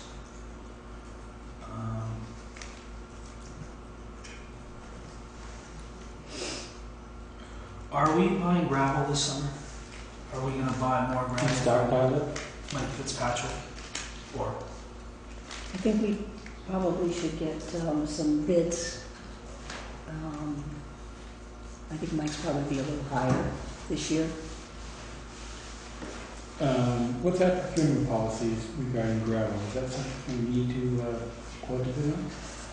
Depends on what we're going to spend. Procurement policy is kind of focused on the costs. I have to look it up specifically. Is anything that we have down there that's usable for you guys? No, It's all. no, that was what we spent, all the gravel that we bought from Mike covering what we had put down. Oh, I got you. Oh, okay. Yeah. What do we normally buy? About 1,000 yards? Last year we bought 2,000? you don't remember what it was. It was about $15, $15 a yard. Yeah, 13, so that's 13,000 for times 2, 26,000. And I mean, realistically, it lasts a summer, sometimes summer and a half. Okay, and where do we, usually it's Sursasano will give us a price, or not? Sussano has to ship that from Brattleboro. The gravel, They don't have Okay, gravel up right there. here. Yeah. Okay, all right. it's just the SurePack material. Do you still want to, last year we had talked and you said you, if we're in East Jamaica, just use their pit, and everything north of the village, use the gravel pile. Mhm. Still want to do it that way? So the gravel pile, we can't get gravel from Sassano, right? You're talking No, about just sure. SurePack, just SurePack. What do you use? 1 inch? Yeah, just the, Not the really fine stuff. no, it's just the road grade. Does that sure pack hold up as well as gravel? On a hill it does, on the hills. It's awesome, it gets really hard, sheds water. It doesn't wash like gravel. It's not so great on the flats. It doesn't really drain out. But like on your road, it packs down. Mm-hmm. It's easy to keep hard and smooth. And when it does pack down, it sheds water without making all the little veins in the road. But is that what you want to do, East Jamaica? Yeah, I would think that's beneficial, because then he's not having a truck through town. No, I think it makes sense. I mean, it is a bit more, like it's $3 a yard more. There you go. Three? $3. It's about 16 or 17 Yeah, I yards. think they're 1675. But the upside, today I looked in the book from last year, and at this point last year, we had trucked out 1,640 yards, and this year we're at 172. So I don't know if that's a good sign or a bad sign, but Of sure pack? no, Gravel? just for mud. Oh, Yeah, but Mud hasn't we started. still have more mud to Oh, go. I know, but I mean, at this time last year, it Of already course, it was 80, got it was 80 degrees last year this Yeah. time, right? So we're up on that. That's the only, the other question I had was, when you did the flood mitigation, remember you had a meeting upstairs that I went to for a bit? Mm-hmm. And I don't know if Bob did this when he was here, but did the culverts in West Jamaica, right after it splits from the road at the Y between Forster Road and West Jamaica, you go about a quarter of a mile and there's two culverts side by side that come out of the beaver ponds. Right. Yeah. Did those ever get in under that? Like, is there a program to? There was a discussion about that, but I don't think they were covered. Somebody, I'm not the guy to ask, but I do remember the conversation, and it didn't sound like it went well. Because it seemed to me there was some concern about the fact that somebody didn't think they were that much damaged, or they had to go back in the same size and they expected to reflood it again. But that's the conversation I recall, but I wouldn't go to bank my memory. Is it now years old? I don't recall it at all. Is there a project number on that? I'd have to look. I don't remember if they had a project. Probably is, but I don't know. I'd have to look it up. No, you mean the ones that Bob did, the project numbers. Yeah. No. It'd be West Jamaica Road, something or other. Yeah. I know there's one way up towards Mountain Road, but these are before that intersection. Right? Yeah. Yeah. They're old, they're 5-foot culverts that are half full. Mm-hmm. That last foreman meeting I went to, the state engineer, Mm-hmm. I guess it's a state service, they come and they make a recommendation. If they would allow a culvert there, would you be interested in replacing it? What size are we looking at? I don't know. I'd have to have him. Do we ever have an hydraulic analysis done for that? I don't know. Because the process we have to go through is to get a hydraulic analysis done. I don't know if that's been done or not in that spot. I don't either. It seems to me like something about the fact that, like you said, the culverts were filled or half full or something. That they weren't damaged, they were just full of debris. Right. Well, Bob did the one before it. Yeah. There's a beaver pond up in that kind of three-corner piece of woods Mm-hmm. that Mountain Road, Forester Road, and West Jamaica's on. And there's two brooks that come out of it. And I know Bob did the lower brook. They had done a, Hydraulics Yeah. out of there? so and that culvert isn't damaged at all. So I just kind of assumed that both of them were done. I don't know. I'd You have want to to look call it up. Colin and see if they put a hydraulic analysis in that? If not, we can call the state and have them do it, because we really aren't supposed to put culverts in now without a hydraulic analysis, Right. other than the Will normal. the state do that? If the state comes down, will they take care of that, or just tell us what to do? I'm not sure if he does that or not, but he makes the recommendation. So you're talking about Vermont Better Back Roads or the state? No, the state State itself. engineer, I didn't write his name down. But, he makes the recommendation on what you could put in. And it sort of sounded to me kind of in the meeting it varied. So you didn't, I'm not saying you didn't always have to go box culvert. What size are those two culverts now? Size of 18 it? inches, 20 inches each? No, they're 5 feet Each? each. There are two of them? Oh, didn't know they were that big. And it clogs over here when the snow comes out. It packs it full and then it That's works. because the two culverts act as a block. Yeah, and not to mention they're full. You know, they wash full over 30 or 40 years, so. I'll give Bob a call tomorrow, ask him, and if I don't have the right answer, if I don't have the right question, I'll get in touch with you. Okay.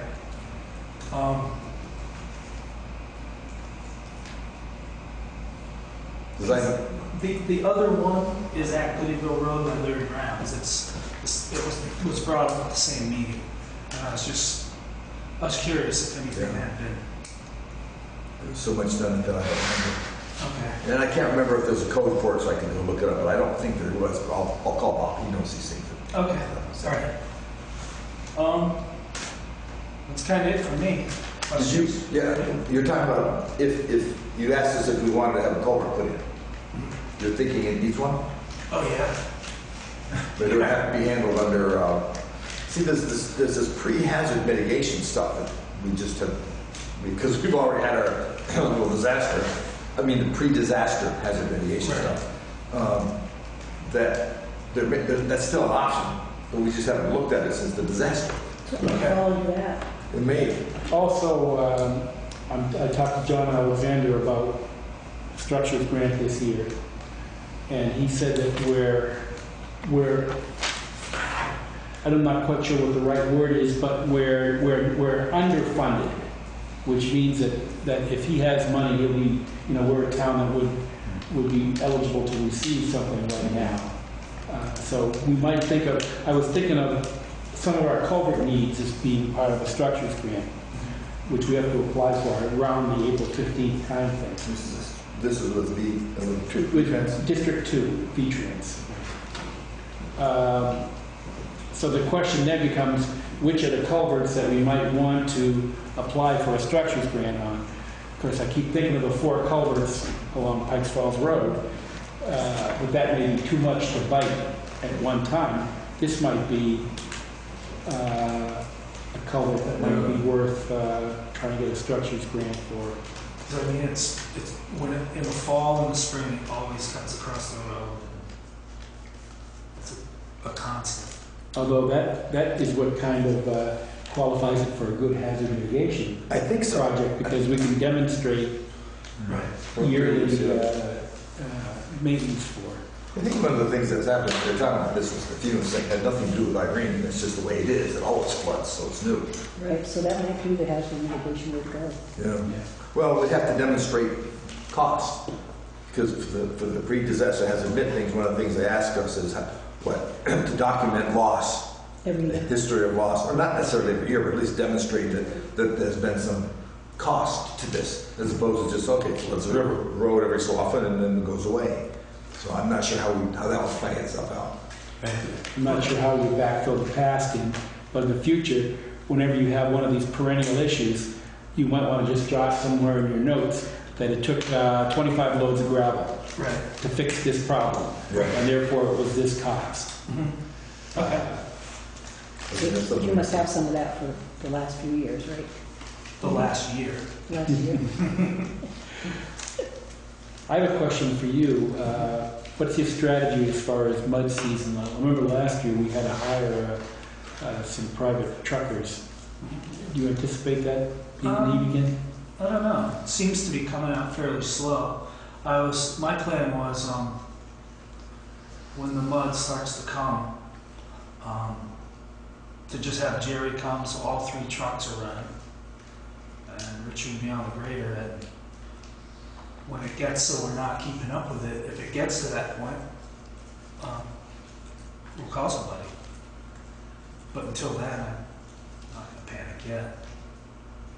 So you got one guy running the grader and then 3 trucks running? Right. Does that seem like a good strategy? I think so, like you said, depends on the mud season. Right, last year was. Last year we could. Some years are easy. I mean, you might go out with 3 loads a day, and if it happens slowly, last year wasn't the case.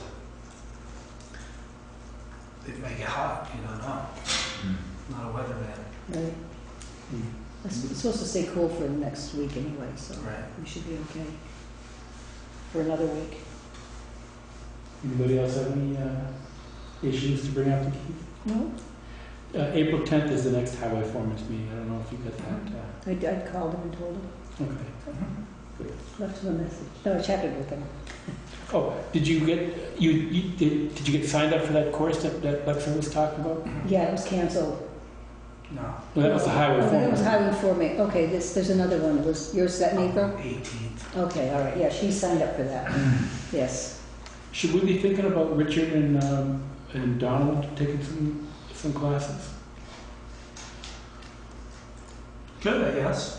Because I was listening the other day at one of our meetings, and not select board, but transportation committee, and they were talking about every highway person ought to be taking a couple of courses a year.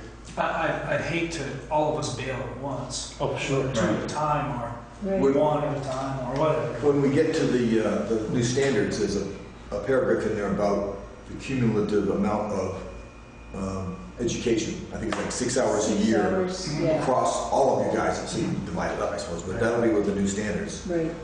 Yeah, I guess that may be where I read it. Yeah, Yeah. yeah. I think it's like 6 hours a year for the group of you. Yeah. No, you can pick and choose among those Right. courses offered, especially if they're fairly close. Yeah. Donald seems to be the one that probably would be the most logical to go get a few. Good, because he's new. He's Yeah. relatively young. Yeah, We invest a few dollars. Hopefully that will last us for a long time. right. Yeah. And he'll like the lunch. That's the seller, not the lunch. One last thing. Pass on to your crew. You guys have been doing a pretty good job. I'm driving that Pikes Falls, a couple, 2-3 times a week, and it's a mess, but it's not nearly the mess it could be. Okay. Yeah. So you We're guys. tinkering on it today, tomorrow. No, I just want everybody to know that we appreciate what you guys are doing. Good, thanks. And your road is good. You went up it the other yesterday. Yeah. Yeah. How Farm Road, Turkey Mountain Road is good. We tried to wing it today. How far? Yeah. I know, because we got a little carried away, got a little bit muddy, so we took our wings off, and then it snowed a foot. So the roads got narrow quick, so I went up there this morning, he went up and winged it. I didn't know if it, Well, two cars could get by, because when I went up Sunday, Oh, there was a car coming down and Right. we made it. I was just thinking the snowbanks were high and they'd melt and get into the road. yeah. Well, I noticed there was quite a bit of Yeah. erosion along right at the snow level, right? It follows the snowbank down until it finds a hole. Oh, there is one other thing. I went up to, I got a call from a guy right across the street from Goodyville Road Bridge. And he was asking about that corner. Have you ever been up there to look at that? Across the street. The Goodyville Bridge, Yeah. across the road, there's a house that's right on the corner. His property goes right around that little corner. Oh. Pearson. Yeah. Is that- Oh, yeah. okay.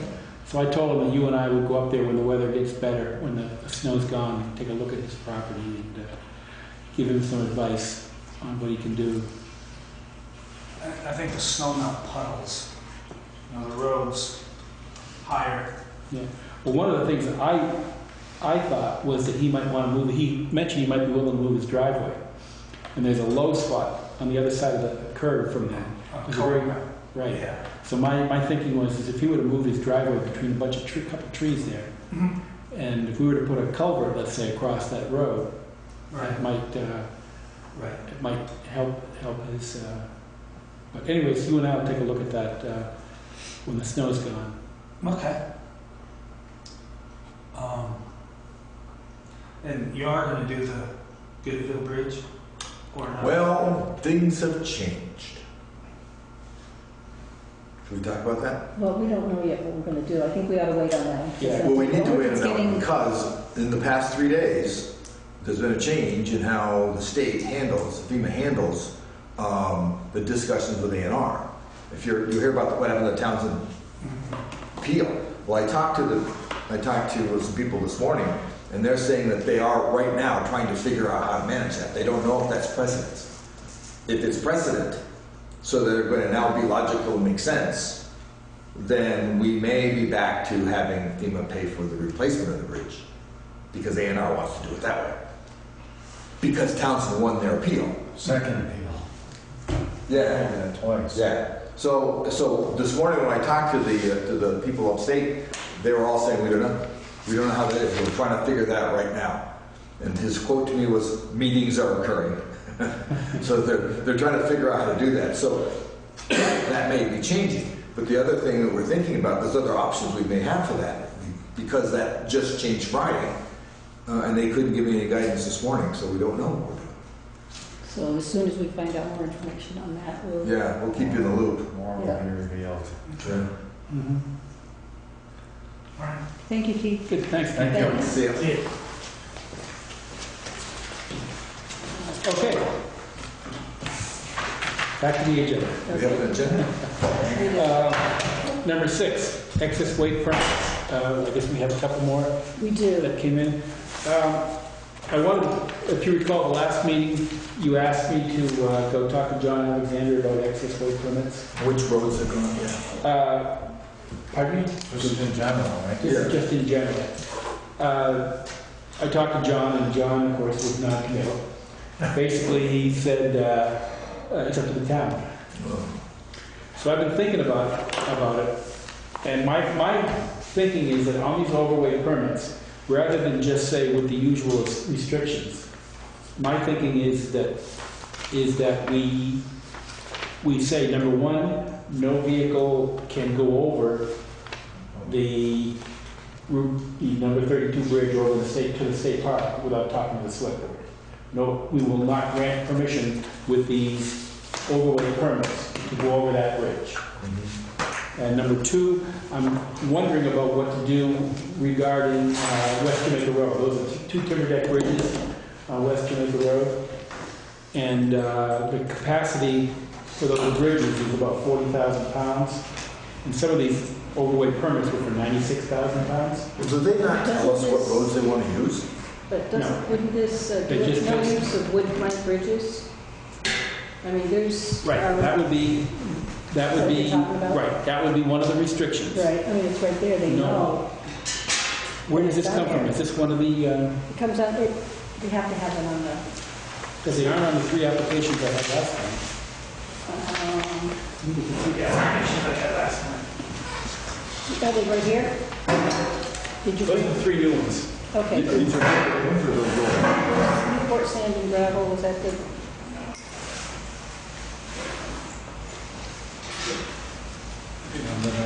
Good night, Chris. Thank you.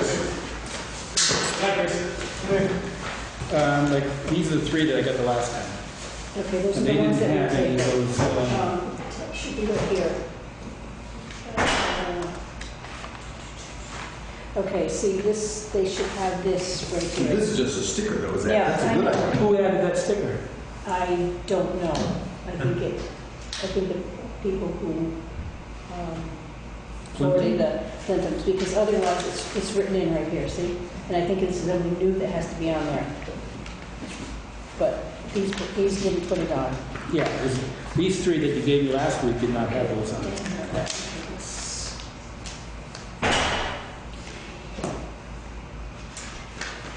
And we want to add to that, no use of the bridge to the state park. Okay, let me... I don't know where these came from here. Are these yours? There were some other things there too. That's all. Those are, that right there, that's my stuff. Okay, that's yours, okay. Let's bring up those with that one here, okay.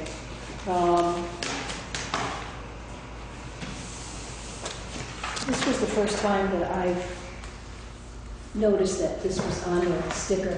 See, I've never seen those Yeah, stickers those, before. and I don't know if that's something new that they have to have. I will have to check with Terry or Pat. Do these forms come from our town offices? Yes. Okay.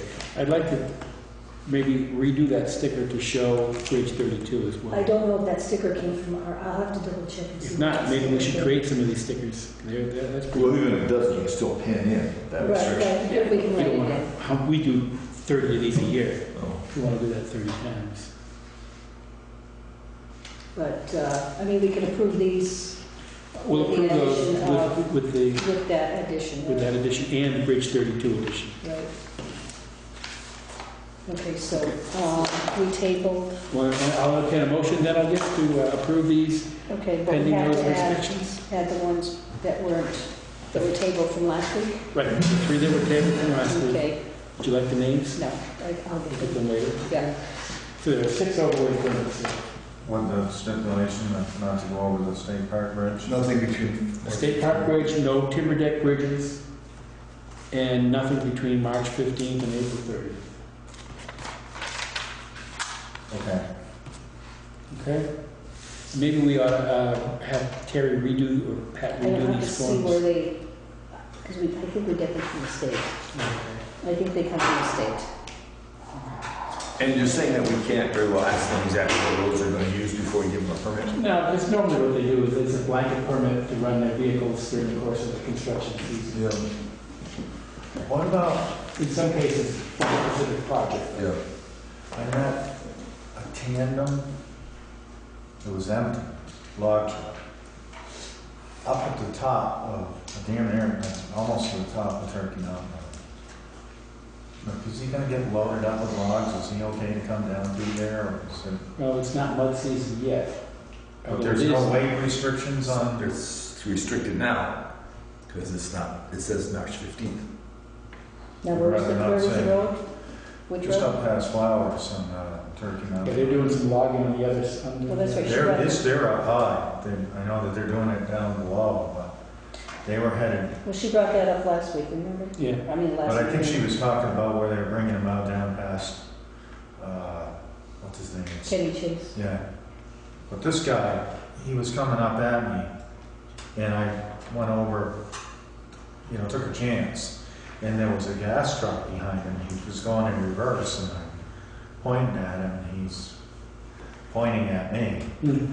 And, but I don't know if he was just gonna put a few logs on and come back Was that down last through. week? Last Yeah, days? last week. It was a big truck. And I'm pretty sure it was a tandem on So you don't it. But it was think, unloaded. you don't think he was going to Kenny Chase, but he was heading No, he was back, way past, he was way north of that, but he was heading north. towards Route 30 or away from it? He was headed towards me, towards Ben Williams' house. But you were heading, I was headed south just before the leveraging house. heading back towards Route 30? Yeah, And he was heading in. yep, I had him on that corner. So he was obviously going to need to pick up. I just didn't know what kind of load that road can take, During mud Or- season. or it how sounds much like- he- They should. how much he was, But- but he may have only gonna be putting on a few, a small load, I don't know. But if we're saying nothing between March 15th, April 30th, it really doesn't matter. You can't go there. Right. They have to suspend Right. it. Now, that's just something that we decided just now, the March 15th? No, this, I think those are the usual restrictions we've been. these are the talking usual, Well, I thought that these are the question was usual asked. restrictions. about. We didn't know what they were, what it is. Okay. But now it turns out there's a sticker they put on that. Right, so these, I believe these come from the state of Vermont. It says Vermont Yeah, Agency of transportation, right, we've got to fill that in. So we need to entertain a motion that, That, Did you- Well, approved and I signed. moved that, what you said before. that we approve these 6 with the restriction that they can't cross Route 32 or Bridge 32 and can't cross a timber deck bridge. So you made a motion, I'll second. Yeah, you want a second? Sure, I second that, yep. okay, and Well, wait for it to catch up. I know, I'm not a secretary. I think with the restrictions as listed on that, plus no transit of the Bridge 32 to the state park. Oh, but technically that's somewhat of a timber deck bridge anyway, because it does have a timber deck. Yeah. Okay. But they're doing logging over there, aren't The state is, but they bring them over in little loads and then they? Okay. pick up. Okay, all in favor, say aye. Aye. Opposed? Okay, next we have a letter from the state regarding Class 2 roads being painted with the double lines and the fog lines. It's going to happen between May 1st and November 1st. Do you have the letter? I do, it is right here. I guess the big issue they're concerned about is they don't want to, they want to know if we're going to do any work on any Class 2 roads so that they don't paint them and then we tear them up afterwards. And I don't think we're gonna. I don't think we do have anything, do we, paving? The only Class 2 roads we have are Pikes Falls Road, Yeah. which we did all our paving work last year. Yeah, we're not gonna pave that dirt Yeah. section anyway. Right. And we have a little bit of Class 2 road on Wyndham Hill Road, but that's not going to be, we're not going to do any work there. So we really don't have much, not many Class 2 roads. Okay, next item on the agenda. Before we move on, do we need to coordinate the sweeper with this? That's a good question. Normally Brian does book the sweeper. We probably should talk to Keith about booking the sweeper. Yeah, We probably should. It would make more sense for them to paint than us before the sweeper gets to it. It's a good thing you brought that up. We should have brought it up when Keith is here.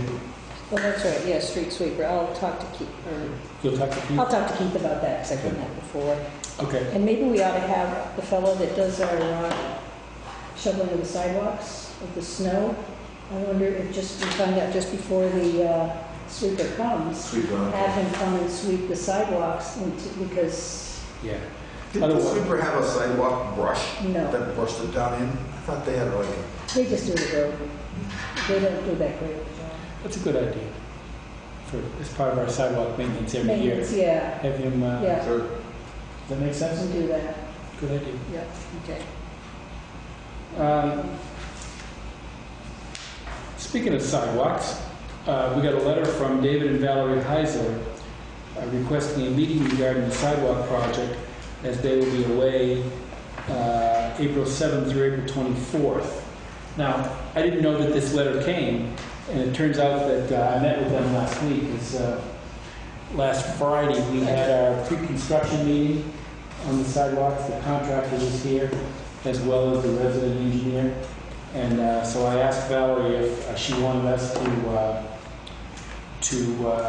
talk to her, and she said yes. So the whole group of us went over and had a discussion with her. So I suspect that there's no need to have a meeting now. No, that's what I thought, that would take care of it. I think that Because I said she just wanted to know what was going on, what was happening, and you folks took care of it Yeah, last so Friday. I think we're okay there. Yeah, we're okay there. Okay. Item number 9, 2013 liquor license for renewals for Dean K's Grocery to be to the second-class license. Twin State Food Marts to the second-class license. Which that was, Fleming's. the old R&D, Fleming's, it used to be Fleming's. Oh, okay. It's not Fleming's anymore, it's Twin State Food. That's the Shell Station. Yeah. Yeah, Blue Dot Beverages and Muleman's Craft Drafts. I guess that's the same that's the company. same people. Yeah, Blue Dot and DBA Muleman's Craft Drafts, Is which is that, a second-class license. is that across the street from Yes, Yeah. Fleming's? yeah, They share that Tony's Pizza. Oh, right, right okay. there. Okay. And Oscar's, which is a first-class license. I think first-class means they can serve hard liquor. That's right. Everything. Yes. Is there any questions as to any of these? I think we've had a problem. I would move. I that. looked through them all, but if somebody else wants to look through them, they look like they appear to be, the checks are all with it, and they've all filled in properly. And these are renewals, not... These are renewals, yes. That they're all renewals. So I'll entertain a motion to approve those. I move that we approve the licenses. Is there a second? Second. Okay, any more discussion? All in favor, say aye. Aye. Opposed? It's carried. The next item on the agenda is contract with the Wyndham Humane Society to be reviewed and approved. I think what this really is, if I recall, this is a discussion about what happens if we capture a dog in town. And we don't know who the owner is, what do we do with it? And generally, we bring it down to the Humane Society. It's they're boarding fees. And there's boarding fees if they have to be euthanized or cremation or burial. But I think ours are basically just boarding, but they give us the cost of everything that if something had to happen, with the Has animal. anything happened? No, it's just something that we do Alright. so that the constable can take the dog or cat or whatever down there, because he can't keep it in his house. And if we know who the owner is, then that fee gets billed to the Bill to owner. the owner, I right. suppose if it's an untagged dog, we don't know whose dog it is.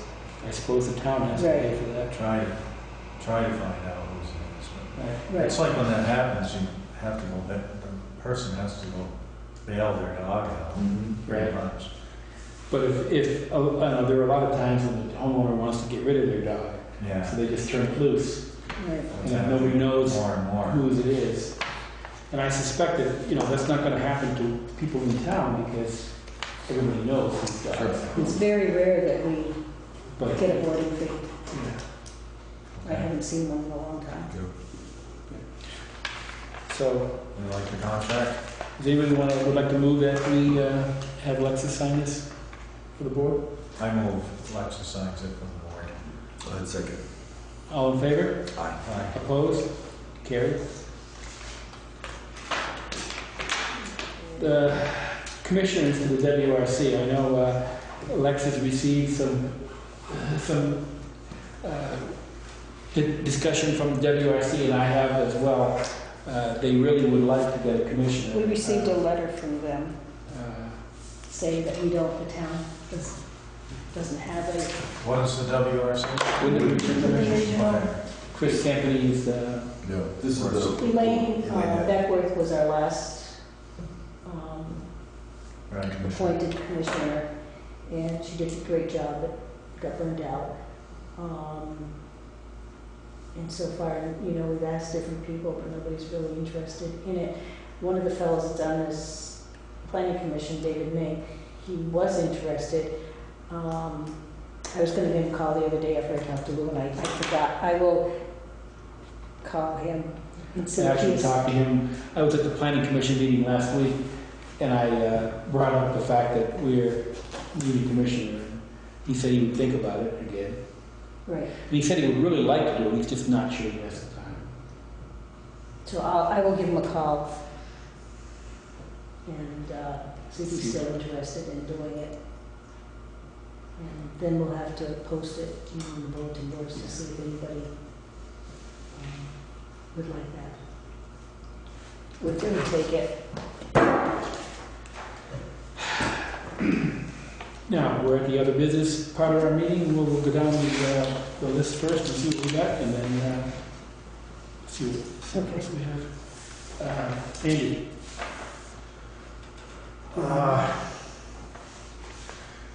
Just a question about Brian. That's going to be brought up. That's going to be brought Yes. up? Okay. Why don't we bring it up now, then? Okay. A couple weeks ago, I received a telephone call from Brian saying that he's resigning as a member of the select board. I asked him to please send it in writing. I waited a couple weeks. I called again, left a message, emailed him to please send it in writing. So far, the board has not received anything in writing. So I would like to take this opportunity to have the board, I'd like to entertain a motion that the board accept Brian's verbal resignation to the board, and then we'll send a letter to him stating that we have accepted his verbal resignation, and we'll have it all in writing, and it'll be in our minutes.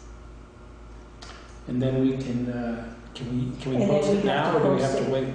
wait? We have to post the opening within 10 days, so I'll have to post something tomorrow, get it out tomorrow, the next day, get the proper wording, and then post it in 3 places. And then the person has to write why they're interested in being on the select board, and a little bit of their background, and then we'll make a decision. So it comes before the board, and the board chooses from that Yes. group? Yeah. For a year.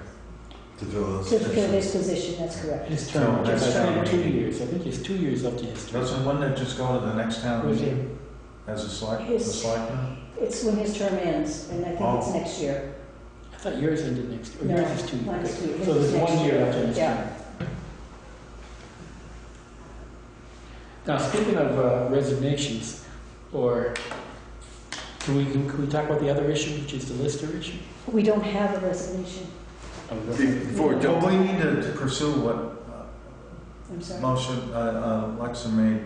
Did we make a let's finish this motion one that first. we- Oh, do we have to, we should probably vote on whether to accept his Right, resignation. I would like to add that with the letter is that we accept it with regret and thank him for his service. Well, yeah, I certainly would put that. I'm not just going to say, sorry, you're no Sorry, longer you're here. not No. Yeah, he was road commissioner for a long For a long time. time. He was on the It's a board tough, for a long time. Yeah, Yeah, It's a tough position. okay.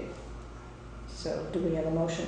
I would move that we accept his verbal communication with the chair, expressing his desire to resign. We should respect his wishes and accept it with regret. Do we have a second? Second.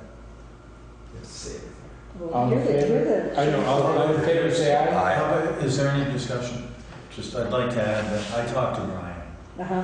and he explained to me he just didn't have the time anymore. He couldn't make the day meetings.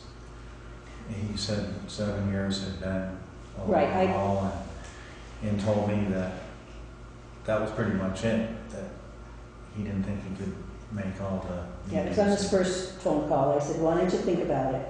You know, don't make, a hasty decision. That's why Right. we need it in writing, so you have time to think about it. And I gave him some time and called again.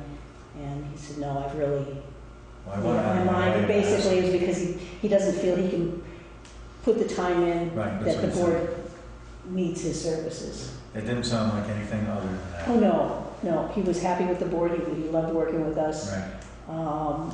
It's just that he doesn't have time now that he has a full-time job. When he was self-employed, it was a lot easier. He said this. And now Exact same he's thing. employed by somebody else, with somebody, so it's hard for him to get away and whatnot. And I thank him too for, Yeah, when we looked to him for guidance and he was a good road commissioner. Mm-hmm. Mhm. Yep. Good. Okay, then all in favor, say aye. Aye. Opposed? It's carried. And we have to wait until we get, I thought we haven't got a formal resignation. no, we don't. We're supposed to get a written one on that one. Okay, good. Oh, as long as I'm talking, why don't I Sure, go ahead with your, keep going? item. Sure. The town road bridge and standards, I think I didn't have that on the agenda, which I should have, because we tabled it last week. Did everybody get a chance to review both the old and the new? And what is your pleasure on that? I would make a move that we accept them as presented to us. you were concerned that it might affect some of the project worksheets. Yeah, let's talk about that, because there's an issue here.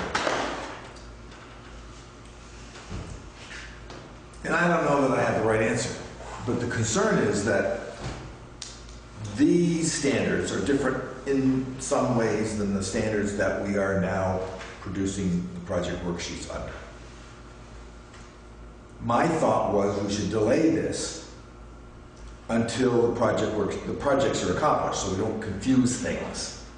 I don't know that I have a real good answer if the new one or not, but I believe there's a time frame ticking of this thing. There is, Lee, and I, Well, the question is, we may be only reimbursed from FEMA for the old standards, the 99 standards, but be required by VTrans To build the new to standard, have new standards. which is the conundrum we're in every time we turn around. And that's what they keep telling us in this letter.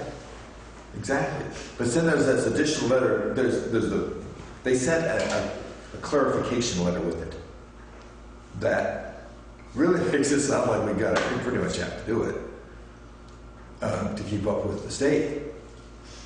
And we just don't know what FEMA's going to do, and that's the facts. Well, if we don't approve these and we have another disaster, Then we're in trouble. then we're in trouble. Exactly. So the question is, My thought, and this is since you and I talked, my thought is that when I'm doing the closeouts, when I'm doing the paperwork together, I'm going to put in the old standard, because that's the standard under which the PW was written, and for the most part, with a few exceptions, under which the work was done. We haven't finished very many of them, but the rest of it's kind of minor stuff, planting and seeding and that kind of stuff. So I think we're going to be okay. there's not major differences in the new standards. I'm just frustrated with trying to figure out what FEMA's going to do next, but I don't know that we have a choice. I'm in favor of going with this. Never know what FEMA's going to do next. I know. Do I hear a second? Second. Any further discussion? Then all in favor say aye. Aye. Opposed? And it's carried. It has to be signed by the full board. Okay, yeah, good. Alexa, anything else in your No, items? all set. Andy, want to finish something? No? Paul? I have a couple things. I'll try to make them brief. We have a RFP that needs to go out soon. We need to work on, and we need to probably approve it tonight. I think Alexa's seen a copy of it, and I think Terry mailed them all to you guys. Yeah, and it's based on one from another town that we got from. Rochester. That's the town we got it from. But and Terry's got over this whole thing and cleaned it up so it now says Jamaica. But that's we're what Rochester running. came with. Yeah, exactly. We're running out of time to get these projects done, so we have to put the RFP out soon. So I would. RFP? RFP, right? Request for proposal. This is for the Old Cheney Bridge, the work on the Old Cheney Bridge. This is a submission for project bids for the design and construction. Right, this is for a design build. Exactly. Right. Yeah. And this is very, very thorough. And this is for a culvert, not a three-sided box culvert, not a bridge. This is right. It says concludes the design, permitting, and construction of a precast concrete box culvert. So, and of course, the removal of the culvert that's in there now. Would you like to put that in formal motion? I would. Did I just do that? No. No. I propose. You just I would changed. make a motion that we accept the RFP as written by our treasurer and instruct her to submit it to the appropriate advertising agencies so we can get started on this bridge. Great. The person to sign this would be Alexandra Clark, Select Board Chair. So I think we should, in the motion, give her permission to sign it for the board. Is there a second? Second. Any further discussion? All in favor say aye. Aye. Opposed? Carried. Paul, anything else? Yes, I do.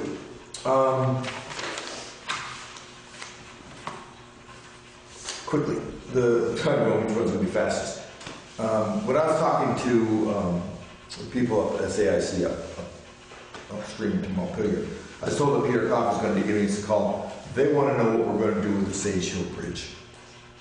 We have a dilemma with the Sage Hill Bridge, and there's been discussions. We've talked about it, but we need as a group to make a decision on what we want to do with that bridge. And the choices right now aren't real pleasant. Nobody's got a really good idea, but that's what they're not pressing me. They just want some indication that we're moving that direction. I don't know what to tell you. We don't have a really good idea. It's the only thing that makes any sense from the perspective of the town and the state is you build a bridge. Now, the individuals within the town as an entity, as individuals, we're all choking at $700,000 for a bridge to one property. But we can't, nobody's come up with any other ideas. And that is covered by FEMA. Well, 75%, well, 90% in this case. Although there has been one idea that's been proposed, and I'll throw this out. The possibility of taking that money and putting it towards an alternate project, which I'll speak to in a second. And then I've talked to the person who put the deck on this bridge. His concern is that bridge is going to last much longer than 10 years because the steel underneath is not that good. He used different terms, but I'm not a steel fan, but I don't know. But at any rate, it doesn't sound like a real good thing. It's okay for right now, but it's deteriorating. So the suggestion was made that we take the money that FEMA is going to give us to replace this bridge and use it with an alternate project, and then take money, part of it from that, our coffers in some fashion, and for the next 10 years put money into a specific fund to do this, and then perhaps replace it in 10 years, when we theoretically are a little bit more fluid, fund-wise. It's an option. It's the only other choice that's been on the table, and I don't know that it's a good or a bad one. I put it on the table to think about. The other side, when you think in terms of an alternate project, we considered putting that money into the possibility of redoing the town garage. Cannot do that because the property is in a floodplain. And one of the restrictions on alternate projects is they will not put money into a project that is in a floodplain. So, unless we can think of a good idea where to put the money, we're really kind of stuck with places that puts, $700,000 in alternate projects. Well, we have to provide a bridge for that. It's one house there, but it's really about 3 or 4 properties. Understand, but we need to do the bridge. As it stands right now, it's a safe bridge, it works, it gets what it's supposed to get done. It's just deteriorating at such a point that, again, the gentleman who put the deck on is the one I talked to, and he said the steel underneath is pretty rotten. So, understand that if we put that bridge in, the current estimates are that we're going to close West Jamaica Road at that point for 6 to 8 weeks this summer. They're going to build a footbridge in parallel to where this bridge is so that there is access to those properties while they are rebuilding that bridge. The entire project is estimated around $700,000. We don't know for sure what it's going to cost us because we haven't put out the bid But yet. if there's a fire, they'd have to put a Bailey bridge or something.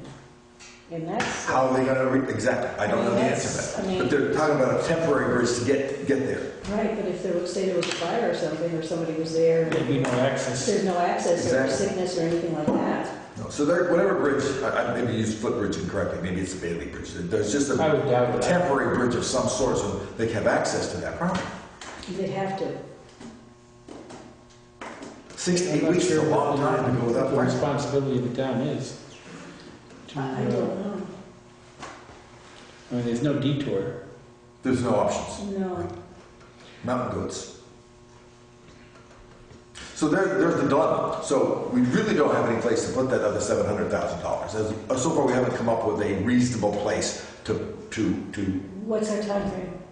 Well, we got a delay until September 15, but we still have to start doing something. We have to soon. start doing, but we have some time, so I would suggest that we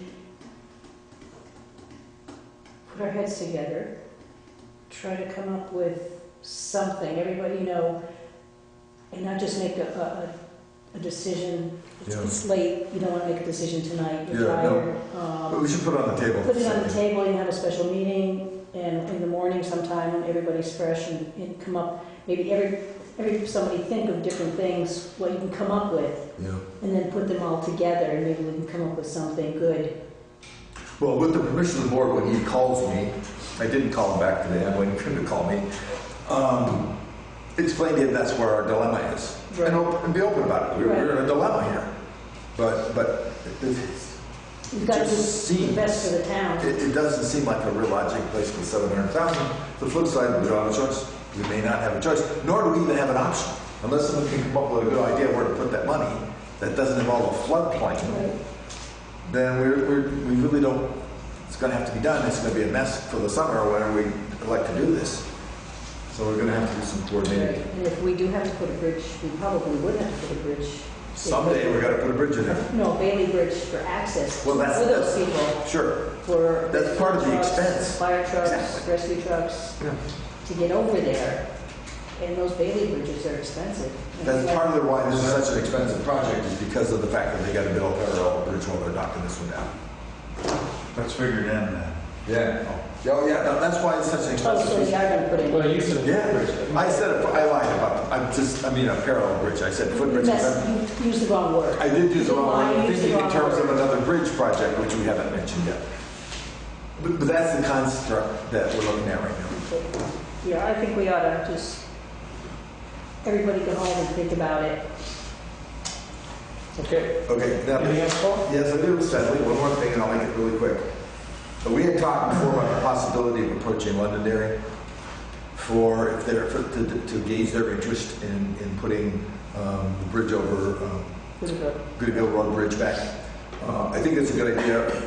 There's been a suggestion made, that I think has some merit, that we should also consider perhaps not replacing the road bridge and instead replacing it with a footbridge. This was a footbridge, I misspoke to it earlier. Maybe something for like snowmobiles and ATVs. so that they get some access for the community to interact, but not making it. And this comes on the heels of your measuring it off and driving and finding out we're only talking about a couple of miles of a detour. So that's another large sum of money, and it looks like it's going to cost us about $250,000 to build it correctly, because FEMA won't let us build it correctly. We have to build the other, and it looks to be about $250,000. So the question is, do we then approach the town of London area and say, listen, we're thinking about this, but we don't have $250,000. What are our choices here? And see how interested they are in participating in constructing the bridge. Having said all that, as of Friday, when the Townsend won their appeal, this may affect how FEMA looks at this kind of a project. So that's up in the air as well. We should also talk to the homeowners too, And the homeowners, the landowners, whatever. the landowners in that area. Yep. Yeah, I'm not quite sure we're ready for that. I'd like to wait and see how this Yeah. Well, Townsend thing. That's exactly it. We really don't know for sure. But the thing that we need to do as a select board is be cognizant of the fact that the clock continues to tick, even though FEMA thinks Right. they got a timeout. The clock's ticking anyhow. Okay. I've got one thing. As I brought up to you last week, the sidewalk project is about to start. We had the pre-construction meeting last Friday. The project will start April 15th. We still don't know yet whether we're getting the additional funding or not. That decision will be probably made public next week. But we're going to proceed anyways. If it turns out that we don't get the funding, then we'll have to scramble and decide what we will not do. We have to scale the project down.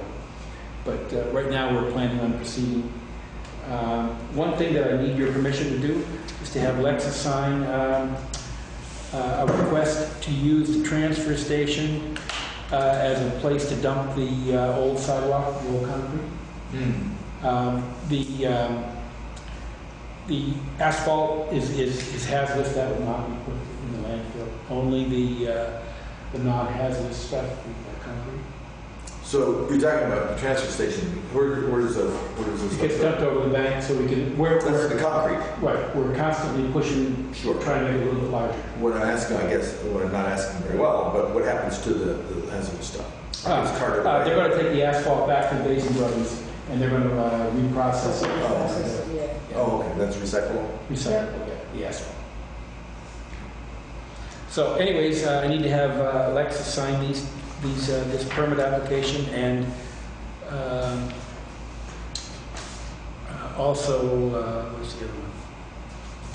There's the second one here. To use the, I guess, to use the bank building and other, as a staging area. I think that's the other one. The parking lot back here is big. Yeah, they're going to use, well, they're going to put a construction trailer back there, not a bomb, just a place to store some of their small tools. Oh, is that the room right there? Yeah, for what they want to do.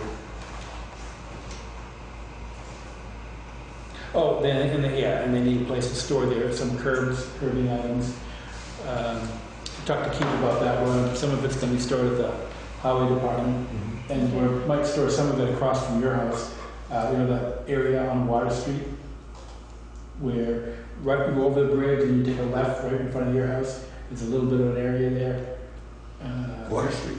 Pardon me? Water Street. On Water Street, right near your house. On left, right in front of my house. Yeah, there's where there used to be a bunch of pile of rocks that we use.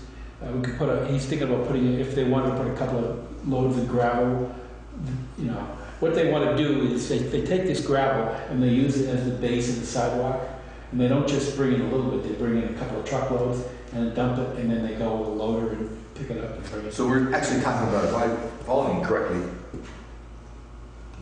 hanging left on Water Street from Depot Street, right there in the area. Right. It's a little triangular area between the road and the river. Yeah. Road's closed, we can put it right in Mills Road.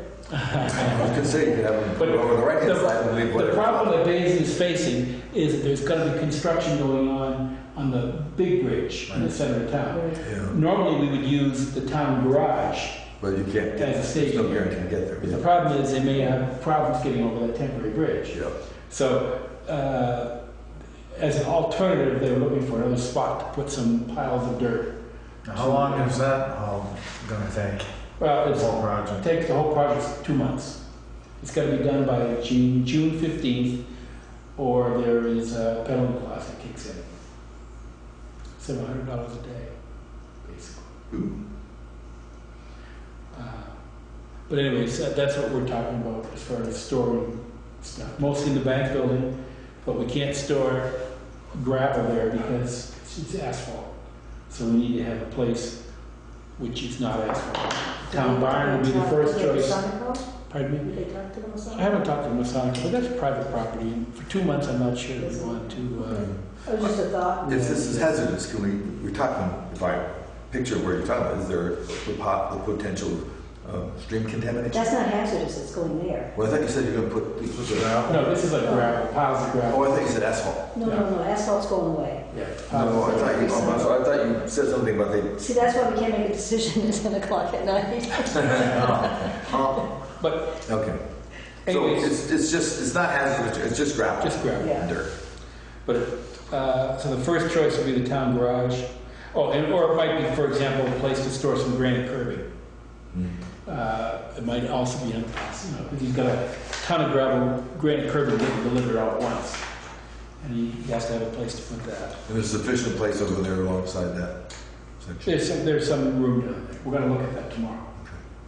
Because that's right there. I mean, Right where? In front of my house? in front of your I house. know where it is.